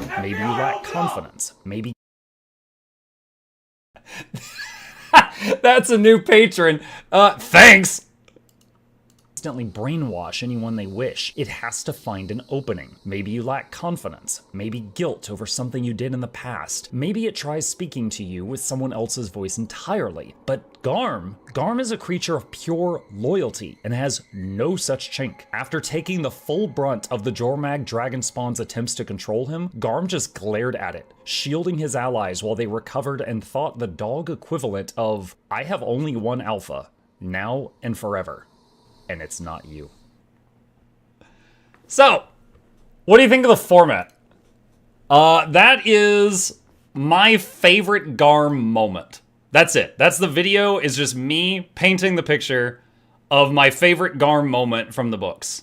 And parts of those were... Hold on a sec. Parts of what I said were quotes from the books, and parts were just me redescribing the scenes in my own words. I like it. Hell yeah, love it, perfect. I'm not a lore bug, but that was a good Garm story. Nice. Love the editing. Garm, please kill Bram. Please kill Bram. Dude, that one bit. Jormag has to find an opening in the armor. FBI, open up! Yeah, let's just add that to the video. That'll be fun. Well, at least everyone who hates it's being quiet. I was really happy. This took way longer than we originally thought it was going to take to make, but this was one when I thought of doing the Did You Know series. This was one of the first things that came to mind, because there was like, did you know there were 3 Lion's Arches? There was this one, and you know what? This is so dark. You know what the third one is that I made? It's in Noxxi's queue right now. It's the story of the Long Cat Legion. If you know, you know. It's the mucking Long Cat Legion story. I was like, I need to tell this story. So yeah, it's basically the entire like sequence of events that led to that, just in story format for people that don't know what happened. So when I put that in Noxxi's inbox, she just started laughing. She's like, "Are you serious?" I'm like, "Yeah." All hail the Long Cat. It was good. It's good. Mark Twain Gilder audiobooks win. No, I mean, again, Noxxi picked the background noise for that video, and I think she did a great job for it. But yeah, it's meant to be a series. So I might like reread the books and look for other cool moments, but I have a whole list that the community helped me make. Where's my notepad? Hang on a sec. Bacon! Give me a sec. I have okay, there we go. I have a whole list of stuff that the community helped me make one day, where we were just talking about different, like, weird things that happened in the game, like the Long Cat Legion, or really cool moments that I could talk about in the same fashion as the video that you just saw a minute ago. There's the whole thing where if you dance near any statue of Abaddon, it freaking kills you. Like just little weird things like that in the Guild Wars universe. You know, like, we could just do, like, fun videos like that, and we made a list, and I'm happy to add more. If you guys have any ideas, like, I can throw them on the list, and if it's possible to make it a reality. It might take me months, but, you know, I could put it in the queue. You could do facts about Kabaya Mariner. Kabaya, that was Sea of Sorrows, right? Wasn't he, like, the one that helped build the second Lion's Arch, I think? Yeah, he helped make the pirate ship Lion's Arch. Is he's still alive, isn't he? Is Kabaya still alive in game in Guild Wars 2? I don't recall. Charmon said no, he's not. Okay. Do you know about the 3 Rangers with Warhorn 5? Yes. If 3 Rangers next to each other all do Warhorn 5 at almost the same moment, it summons a wolf. Yes. That was like 100 years ago. Gotcha. Okay. Who am I thinking of? You know who I'm thinking of? What was the other book? Ghosts of Ascalon. The main guy from Ghosts of Ascalon is in the game still. Dougal. Yes, I was thinking of Dougal. Yeah. Okay. There's a bunch of neat tie-ins to Guild Wars 2 in the books that a bunch of people don't know about. Yeah, that was, I mean, that was just like one. And the thing is that moment I painted the picture of, or I tried to paint a picture for, like, that moment ends with them still face to face with a freaking nasty dragon spawn. Like, there's still a huge problem. I didn't spoil the whole fight. I didn't spoil what happened. I just loved that Garm said no.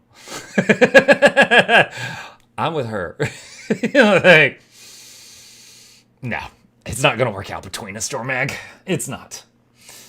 Likewise, Golik Odison is a secluded grove. Yeah. Who is the character who often appears in loading screens? Which one? Hang on. Guild Wars 2 loading screens. Let me see what comes up if I image search this. I mean, like, hang on. It's like, if I do this, like, we got all of these here. Like, the Plains of Ashford. That's Ebon Hawk, I think. Halloween. Bloodtide Coast, I think. Malcor's Lake. Like every zone has its own thing. I don't know which one you're referring to when you say what character. So, I mean, there's a bunch. There is a bunch. I just happened to be near an Abaddon statue and did some science. Oh, did you? Are there any videos about Kala or, like, lesser-known Char?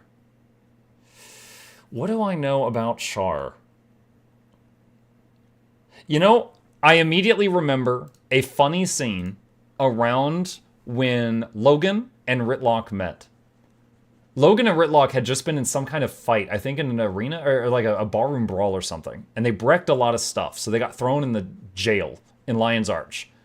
And as a result of the fight, somehow Ritlock had a broken wrist, or a sprained wrist. So he's like favoring his wrist.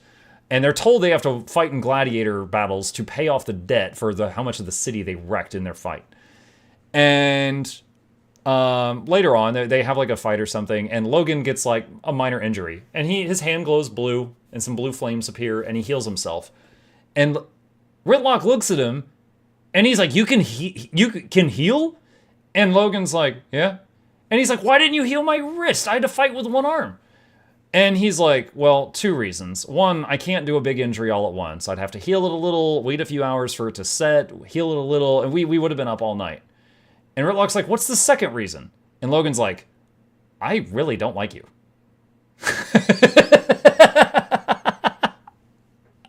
And like that's one of those moments that just stuck in my mind. Like, it just like, oh, that would be a lot of work. Also, I don't like you. I'm not gonna do that. The Kessex Hills one is the statue of Balthazar. I think the Malcor Sleep one is an Orion Lich. Someone should make a clip of when Connaught calls Ritlock cuddly ball of fluff. Oh, I don't remember that one. Guild Wars 2 World books, Guild Wars 2 World games sometimes looks really different. Well, that's like the description of Garm. The description of Garm in the game. 5 feet tall at the shoulder? He's like 2 feet tall in game. He's like super small. His description in the book is a freaking... He's a combat mount. He's massive. Ghost of Ascalon book, The Fire Shadows Warband, who witnessed King Adalbern's fall to insanity. Love that moment. As soon as I get an ad, a cuddly ball of what? Let's see. They both have a helm with horns. I just noticed the Kessex Hill one. He's just really tiny in the background. Oh, okay. Yeah, I don't know about that. I never noticed because as a European, if someone tells me that's 5 feet, I believe it. 5 feet is a little less than, it's a bit less than 2 meters. But the point is, like, okay, if I stand up, a 5 foot tall thing is my shoulders. So just imagining a dog that can look at me like almost face to face, and I would just be like, oh my god, that could kill me very easily. It'd be big. I did in the video when I said it was it 20 stone? Because in the video I put a little translation thing of how much a stone it was. Hang on. Give me 1 sec. Here we go. 280 pounds or 127 kilograms is how he was described in the novel. He's a big boy. Book Garm is the jackal mount? Yeah, basically. And like I said, there was one scene where he was barreling through combat with, granted, smaller race, but he had 2 Asuras and a Sylvari on his back. And he was still out murdering. He was like, oh boy, here we go killing again. And he was like, alright. Classic direwolf size, and in game it's like regular wolf size. In game it's like dog size, yeah. But he is a very big, very intelligent creature. 100% loyal. Jormag can't get. Also, Rip Malchior losing his eyesight while doing the statue of the god, since you can't look at them without going blind. 100% good boy. Yes. Muk doing Guild Wars audiobooks win. Dude. I think Wooden Potato... One, I don't know if that's a me thing. But also, I think Wooden Potatoes had to get special permission when he did that. But, yeah, I mean, I think I'd stick with what I'm doing. Give the chip version? What is the chip version? Okay, chat, we have got about 40 minutes left in tonight's evening stream. I am going to do a round of Darktide. For those who wish to hang with us here, let me change categories. Darktide is a game I've been playing a hell of a lot off stream lately with my kid, and we just, when we need to fill time, and I'll have a new game 100% prepared for tomorrow night. And hopefully be, fixing my tech support issue after this. Have you played Red Dead Redemption 1 or 2? No, I have never played Yeehaw Skyrim. You and Dawn Whisper would be top tier picks for Guild Wars audiobooks. That is very high praise for me. I think you're right about Dawn Whisper. I don't know if I'm cut out for it. But that is very high praise for what you said about me. Thank you. Chip's eyes dilate as he gets ready to pounce his fingers. Circling back to gaming, I saw you did a RimWorld run about 2 years ago. There's a new DLC coming out. I actually did like 2 hours of RimWorld, and I kind of decided it wasn't for me. I'm sorry. Like, I played Stranded Alien Dawn, and a bunch of people were like, oh my god, Muk, this is just like RimWorld. You love RimWorld. And I tried RimWorld, and I'm like, I really miss Stranded Alien Dawn.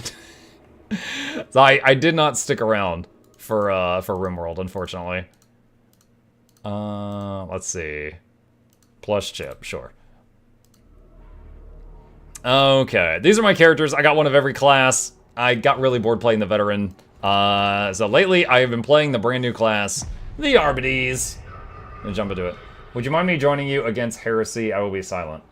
Yeah, are we Steam friends already, Charmon? Robocop?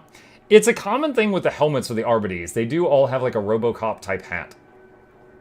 Alright, yeah, log in real quick, Charmon, so I don't have to wait too long.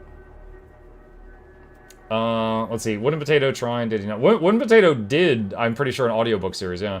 Dude, I have been waiting months trying to get permission to do another plushie from them. Like, Guild Wars 2 people are awesome, and they're so nice to me, but it is so hard to get them, like, get them pinned down to, like, get an answer to something. Like, since the first plushie campaign ended, I've been trying to get permission to do a second one. Okay, so talking about the hats real quick, let me go here, cosmetics. So you look like my options are this, or this, or this, or this.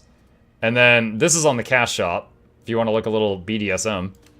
This one, as you can see, protects everything important. And that, and that. They just really, they really love the visor thing. That's my dog. Am I playing Darktide? No way. Mm-hmm. Yep. Robocop or spicy Robocop. Pretty much. Nicaea. Alright. Let's see.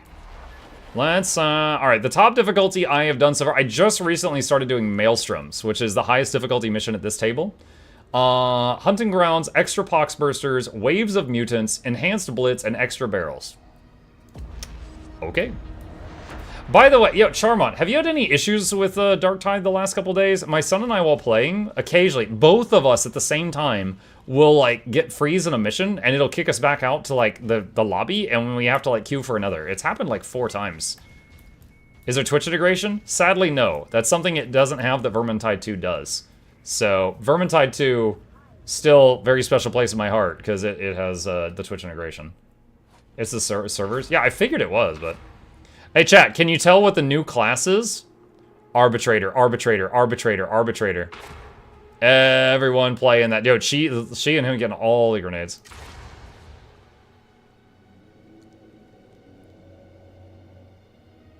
No, I had an error when I tried to launch the game the one day, but that's it. Hang on, we have a game capture. Oh my god, the bacon! The bacon! Ah! There we go. My game capture still had the bacon up. So, 4 Arbides and 4 Robodogs. They look like RoboCop because back in the day, the people behind Warhammer made RoboCop figurines and then lost or sold the rights to it, so they represented the figurines to Arbides. Huh. I hadn't heard that. But I certainly don't know a lot about RoboCop lore. Other than seeing the RoboCop movie 20 years ago and remembering he shot that one guy in the D. That's basically all I remember.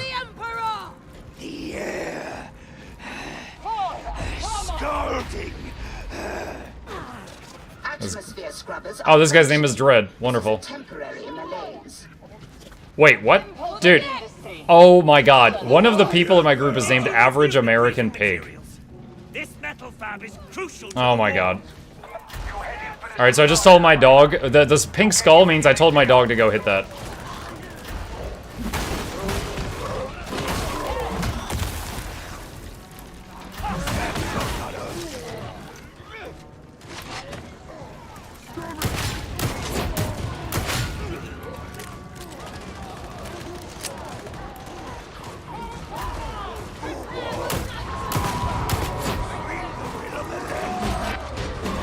Wait, what? Is there a sniper line down there?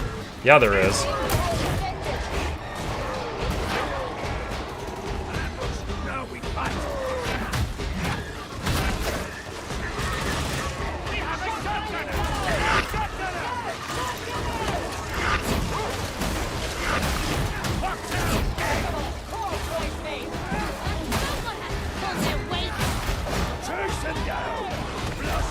Now, currently, okay, we got a boss here. Dude, it's crazy seeing how big these are when I've had whole armies of Beasts of Nurgle when I am playing Total War Warhammer 3. Now, these things can pick you up and just swallow you whole, so you have to be careful of these. This is your last warning!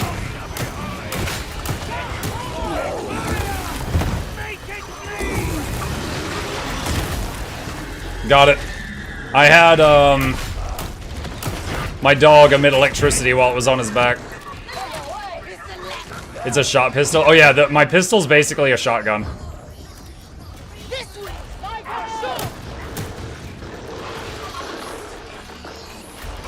Okay, so that's a demon host. If we hit that... What was that game with the witch? And if anyone hit it, it would, like, wake up and it would be a problem? It's basically that. Left 4 Dead, yeah. It's basically that. You don't want to hit the demon host. It's just a boss you have to deal with and you get nothing for it. Oh.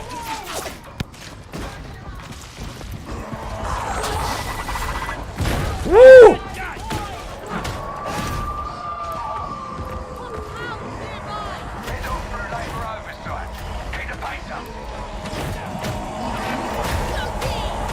Oh my god.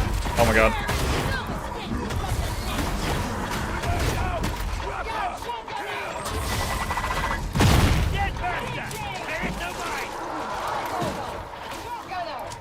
So the bursters are the kamikazes, and you have to like shove them away from you before they blow up, or they wreck your health, and that's what I was like watching for, like that.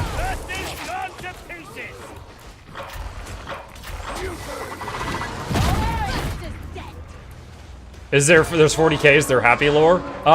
Yes, Slanesh. Everyone who's still alive in Slanesh area are really happy. Just look at their customer reviews.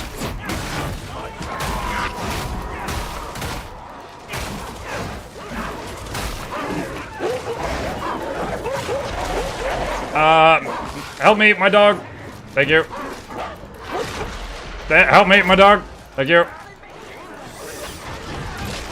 Oh, that sucked. I was still in the standing up animation.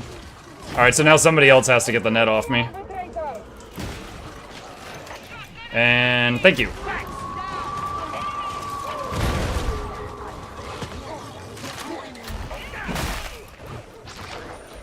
What a glorious day!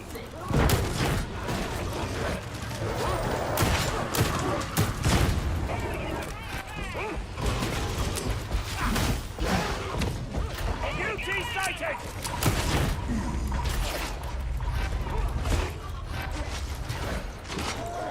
Okay, he's got that one. Alright. I am not with my group. Where are they? And that is boss music coming up right now. I forgot. Who's the person I queued with? Oh, it's Nicaea.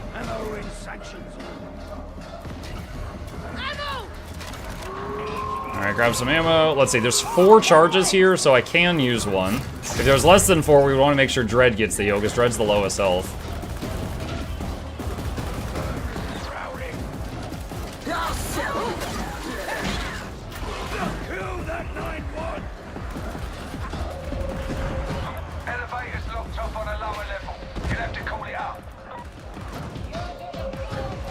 Okay.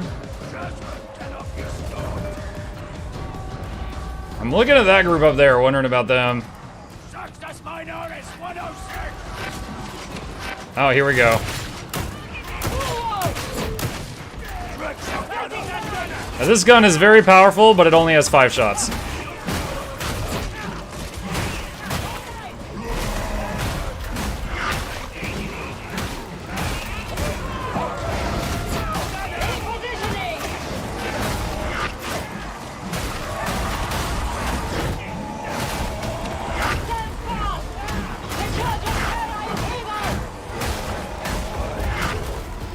Oh, that one got me.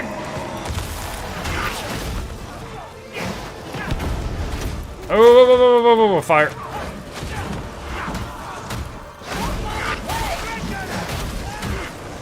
Now, I have a talent set up that my dog will automatically hunt down ranged enemies before other stuff, unless I tell him to target otherwise. Because I find it easier to deal with melee things than guys shooting at me from, 10 different areas around the room.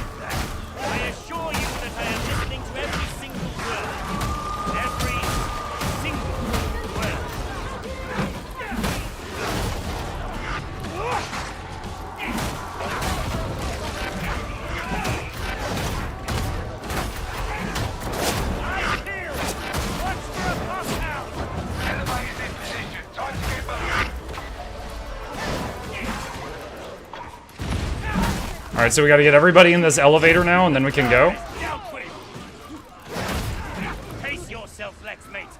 This road is long. There we go. Okay, no friendly fire, right? Correct.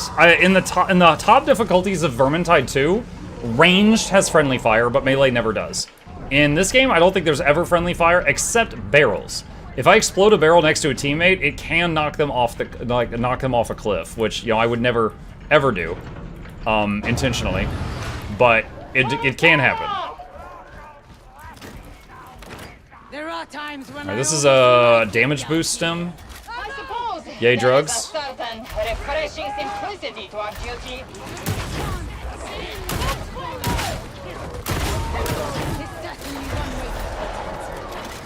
The trapper is gone. Well, he went everywhere. Okay, so Nicaea is in big trouble, so I'm gonna use my ability, which makes me revive faster, and it also buffs us if we're in this circle. Y'all know me, chat, support enjoyer. Alright, now we gotta pop the pimples. Nurgle is here. Whoa, Granddaddy Nurgle. I hear pox bursters. Oh my god, there's like 30 dogs, what the hell?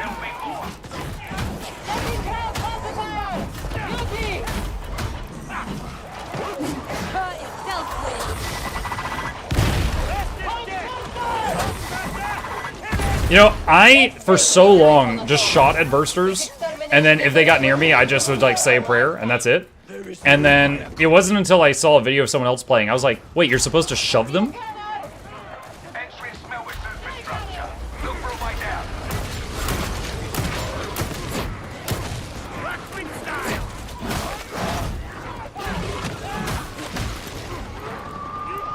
Alright, I'm the lowest health, so I'm taking the last use of— oh god.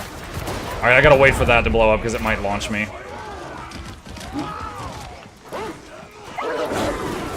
Oh, I dodged backward? That was not enough. Wow.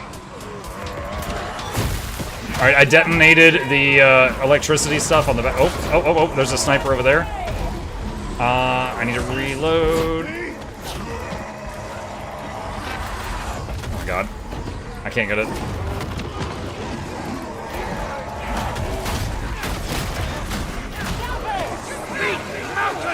Alright, I got the net off the teammate. We need to revive Dread.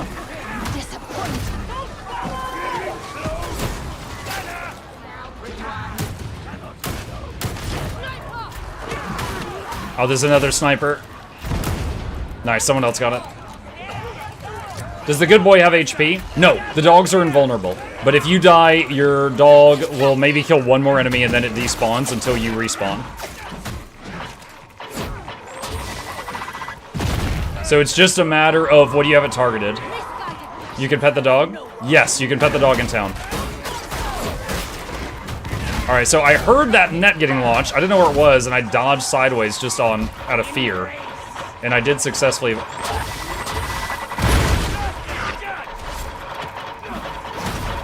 That noise is terrifying. Jeez, okay, that was 6 of them?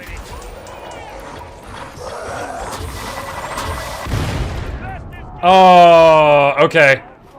Well, I killed 8 Poxbursters, but I'm downstate. I don't know if Charmon's anywhere near me. My dog is trying to keep me safe. I can order the dog to go kill that while I'm laying here. I can still give dog orders.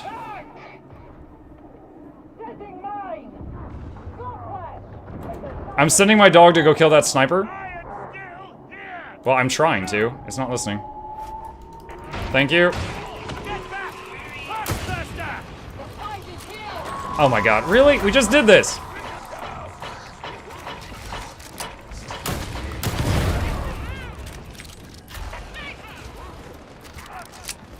Nice splash damage? Yeah, there was so many of them.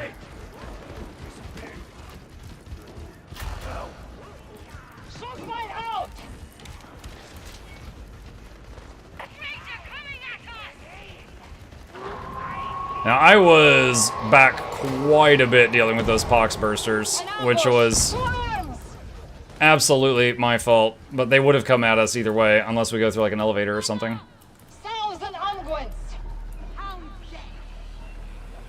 Waiting on the poison gas. It's from a grenader guy.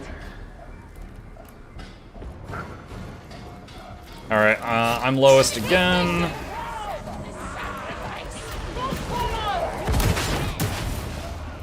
I just got some kind of achievement.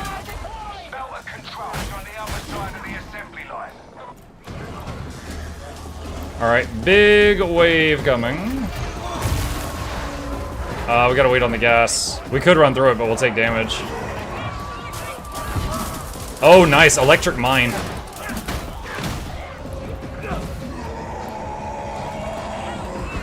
Whoa! Right around the corner.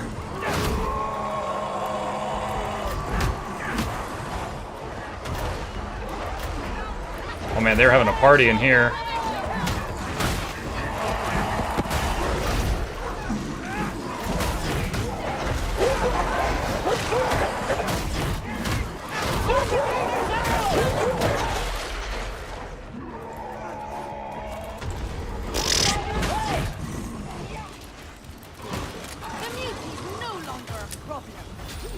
Reloaded. Ogre grenades are hilarious. They've got 2 options. They've got a giant grenade that's just massive boss damage. They have one that's like a box of grenades that explodes with 50 more grenades, and then out of those explode more grenades. It's just like a chain of explosions. And then they've got one where they just throw a rock, which is my favorite. Because they just get a free rock every like 45 seconds, and it'll one-hit kill mutants and whatever's behind it.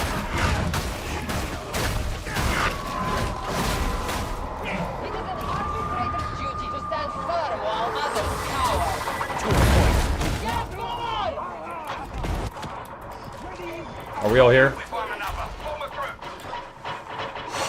Oh my god. The sound. Woo! Oh my god, dude. I think I'm the only person in the party that did not get hit by that.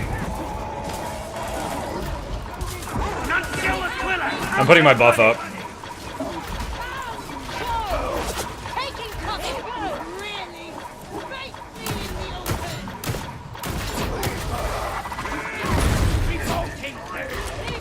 That's a lot of bursters? Yeah. That's like the modifier for this map is like extra bursters.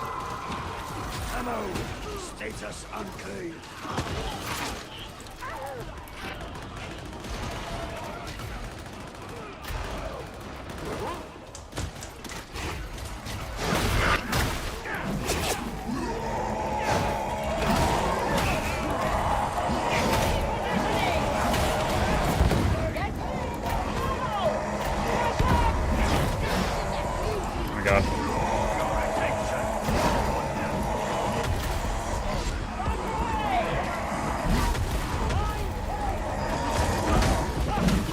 Good lord! So many mutants!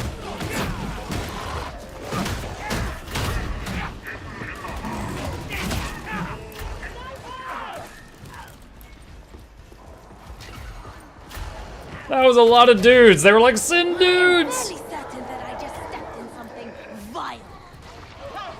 I have no doubt of that. I am guilty to the knee. Only the knees. Ha! You have He shall be here. Oh, I'm like super slow right now. I couldn't move out of the way of that.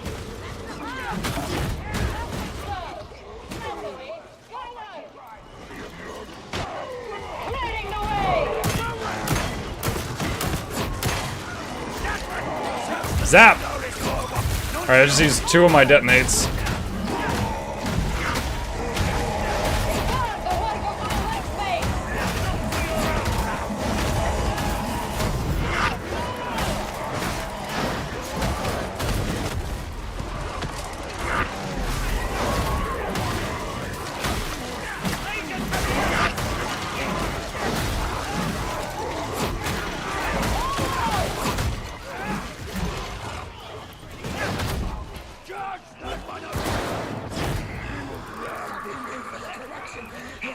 Am I turn? Dude, I don't know which way of this bridge I came in on. There's so many bodies. Consider that a metaphor, but as it's you. Cover. That's the smelter. What we came for. Let's wake it up.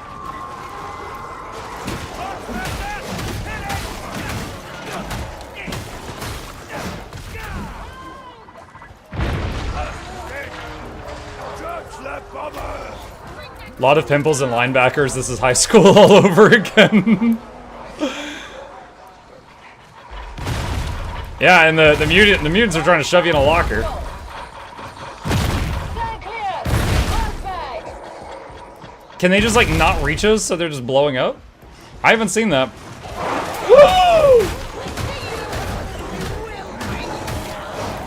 Oh my god!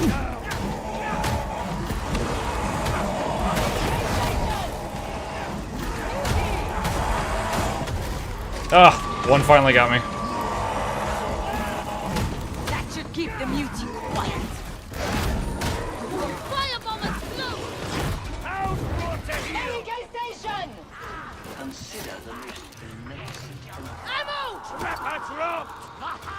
Ammo! Let's see. Should I? I don't know if I should take one of these now.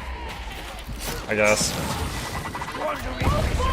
We're gonna have to wait a minute on that to fade. Are you Judge Muck? Kind of.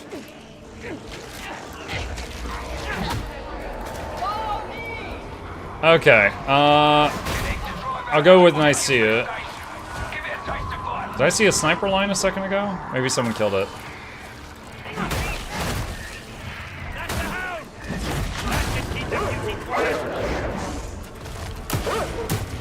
Oh god.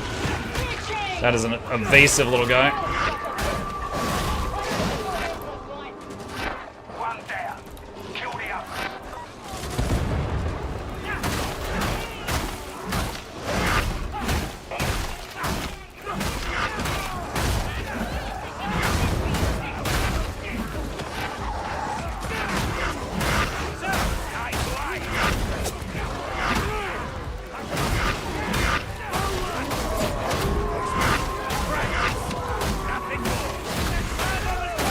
Oh my god, I feel like a lawnmower right now.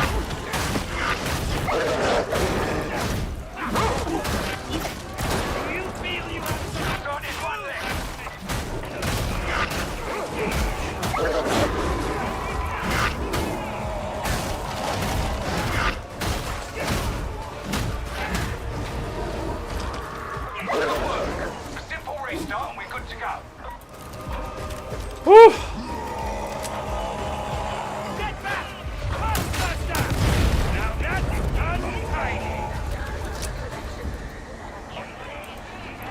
I'm trying to decide where I'm needed after finally clearing all that.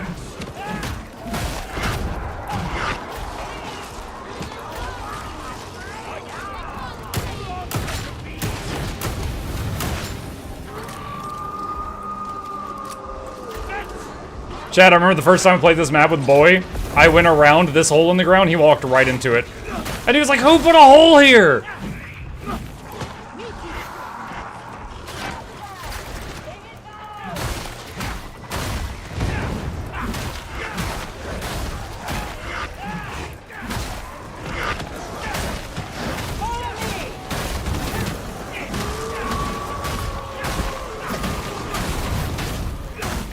I think the grossest part about these guys is if you look really closely, when I pop them, you see like maggots fly all over the place.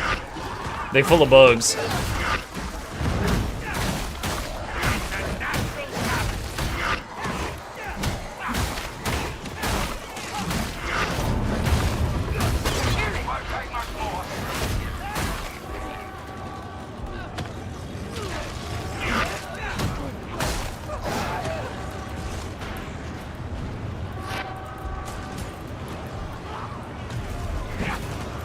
And again, my dog, if I don't give him orders, he automatically fixates on ranged attackers.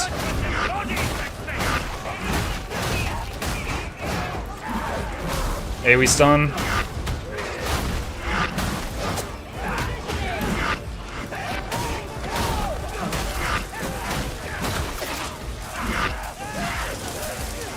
Dropping my med box here. AoE healing around this spot. Put the dog on that guy. There's a special over there. I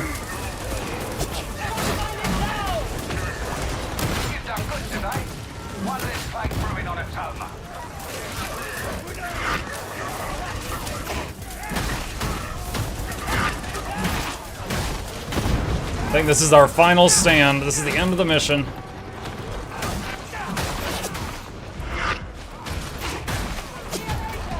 Oh, time to go. Time to go.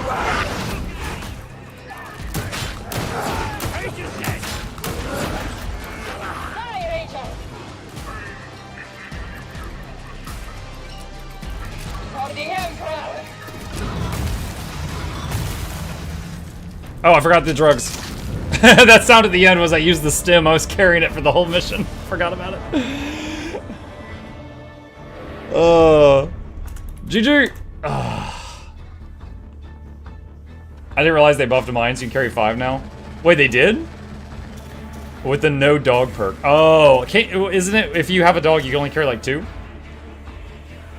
Something like that?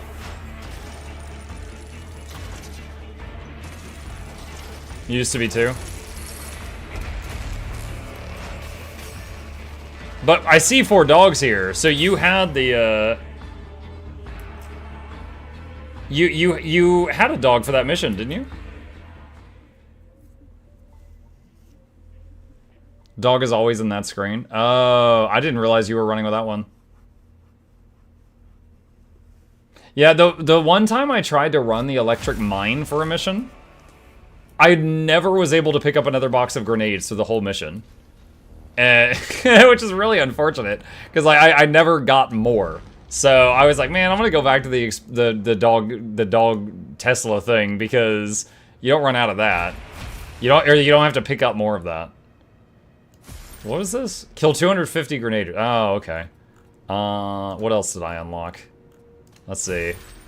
Complete this mission on Heresy Threat. Complete this mission on Orc. Oh, there we go. I've done all of the metafab places. And what else? Oh, I hit level 20 mastery with the Maul and Suppression Shield. Okay. So I think I've got a new skin for it? Or did I already have that? I guess I just got that. And we can give it like a nice keychain.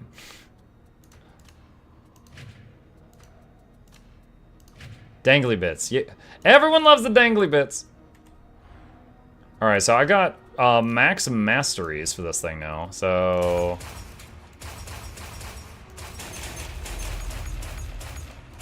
I can just fill all of this out. There we go.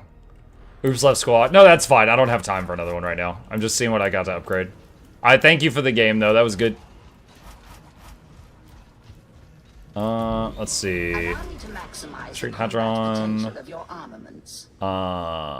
Where's my current weapon? Right here. Empower. Oh, no, not that one, not that one. We're fine? No. Well, hang on.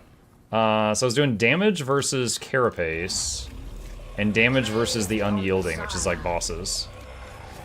And then I was quite fond of Confident Strike, which is you gain a bunch of toughness every time you swing. It is done. And Hammer Blow, you increase impact, like how much you knock enemies away and stagger them every time you swing, and it stacks up to 5 times. Splendid. Okay. So... Oh, Machine Spirit, bless me. The machine god is most jealous. The Machine God is most jealous. There we go. Alright, my sword and board without the sword is maxed out. I kind of say how hard it is to play and hear the attack sounds coming from your screen on a delay. I kept dodging every time an enemy swung at you or your dog jumped you. Just keeping you on your toes, Charmon. I mean, I think you did pretty good. I'm trying to think, did I ever have to save you? I think I pulled a net off you, like, one time. And I think you saved me once or twice. So, I mean, you were doing really good. Hope the next class is a Tech Adept. I want to play the weird Adeptus Mechanicus people. There are a few games. The game, Warhammer Inquisitor Martyr, you can play as one. Mechanicus, you can play. Mechanicus is only those. Hey, Lundry, thank you. And then, what was another one? In the DLC for... what is it? Chaos? It's something... Chaos Daemon Hunters. The DLC for Chaos Daemon Hunters, you can play a Astartes Tech Priest. I don't know the proper name for them. But you can... Hang on. Warhammer... Where is it?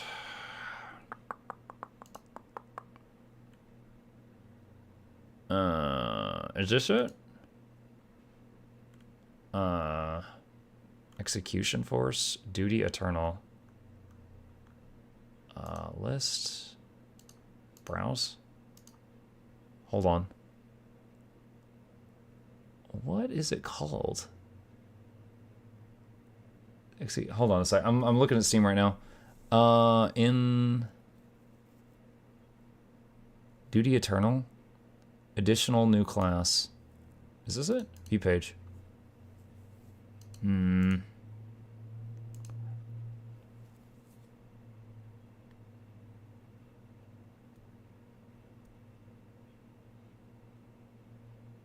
Not sure if this is the one. There was one of the DLCs for this game had Space Marines that had like the extra arms from like Tech Priests.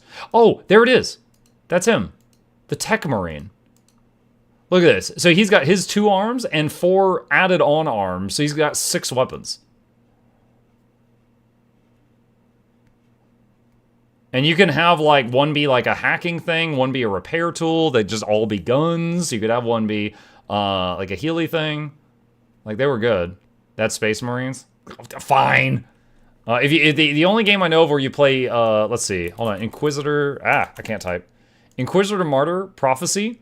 You play as a ex-Tech Priest that's an Inquisitor Martyr, and it's like this one's like an action RPG, so it's kind of like playing Diablo. And then Mechanicus is a turn-based game, and you play a whole bunch of the Tech Priests, like just the Tech Priests. So it is turn-based. You're basically finding Necrons, and it's very much like Build-A-Bear Workshop, but you're building Tech Priests. So you like, oh, I'm gonna give him another arm. It's gonna hold a sword, stuff like that. Yeah, it was pretty good.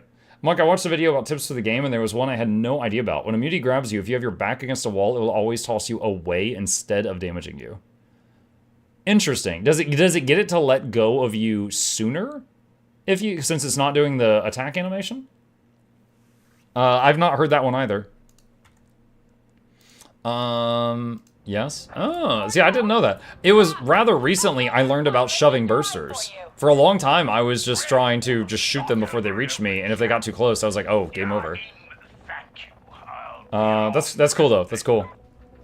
Okay, cool. Don't have time for another match right now, so I'm just going to save it, and until the next Darktide. Alright. I loved watching how level players charge a burster with a gun. Fed the doggo. The doggo gets so many pets. Shove, backslide, no damage. Been using that for a while. Yeah. One thing, it's funny. I hardly ever use slide. Like, I use dodge all the time. I only really use shove for bursters.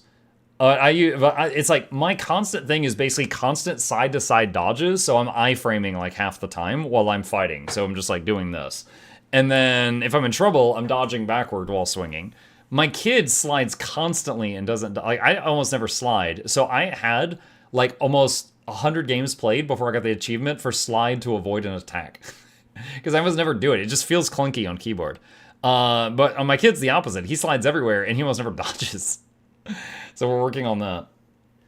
All right, chat, you guys have been awesome. Hope you guys had fun this evening. A few plugs on the way out. If you're new to my channel, my name is Muck. I stream every evening and every weekday morning. I'll be back tomorrow morning, continuing our playthrough of Warhammer 40k Rogue Trader, and tomorrow night with a new game, which is to be determined. As always, please hit the follow button if you're on Twitch, subscribe if you're watching on YouTube. This here are links to my 2 YouTube channels if you want to check those out, and a special thank you to our dear patrons. They keep this channel alive with their support. I could not do without them. There's a link to that in the chat if you're interested. You guys have a great evening. Sleep well. I'll see you tomorrow.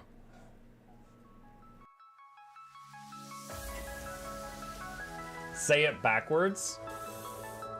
Edge the need only you'll but see to take please. Week every giveaways, beakers, the touch don't speakers, the up crank way the on is entertainment. Stay the enjoy you hope we lab the two viewer dear you welcomes third the Snuffles Van Chauncey Sir and fourth the Esquire Reginald Bartholomew Douglas Mukluk. The words pour from his mouth, nearly tripping over themselves in their haste. My name is Zunikai. I used to be a slave here, but then I worked hard and they made me an overseer. I kept a good eye on the slaves, and if anyone slacked off, I whipped them hard.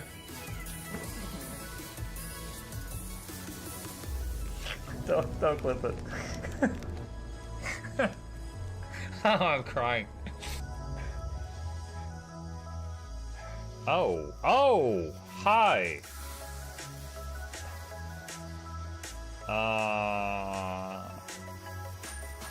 You stay there. I'm going that way. Deal. You broke the deal. Oh, Chauncey can swim. I didn't know that. How does he look so dapper while swimming?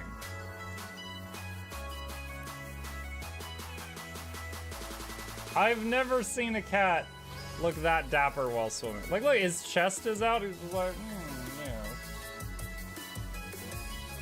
yeah. Have you attempted Oxygen Not Included? I played it on stream, and one very memorable memory is anyone who was at the stream, I was letting them name one of my replicants after them, and I said, Joe Niels, which one do you want to be you?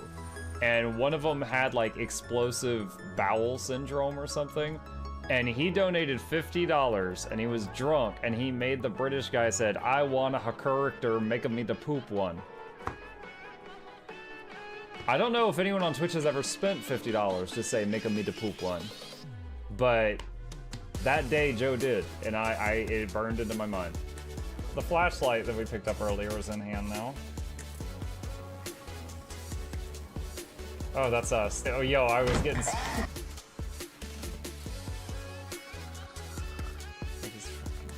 Cardboard, this is not going to go well. Run an update. I'm running software updates. This is true horror, chat, because I was a tech support. I can't get away from it. Updated. They just left bread on the table. That bread's gonna dry out. The bread is gonna dry out. There's so much bread. You don't, like, there's the baby's not eating bread. There's 2 of us. There's like 3 loaves of bread there and another 4 right here. What are you doing? Put some saran wrap on it. It's gonna dry out. New oh my god, a freaking patron sound. Oh, yeah, just like, a new arrival, and then Ed Wolf was sure to follow. Oh, hello, welcome, page. Sit down, you. Oh, Season, good to see you. I use numpad for my mounts. I use numpad for this, and this, and this, and this, and this, and this, and this, and this, and this, and this, and this, and this, and this, and other things. I'm trying to sleep here. Am I too loud? Okay. I love you. I love you too.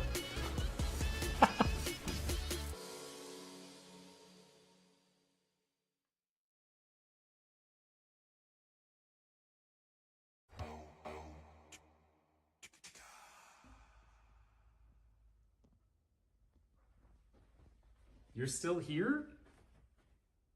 It's over. Go home. Go.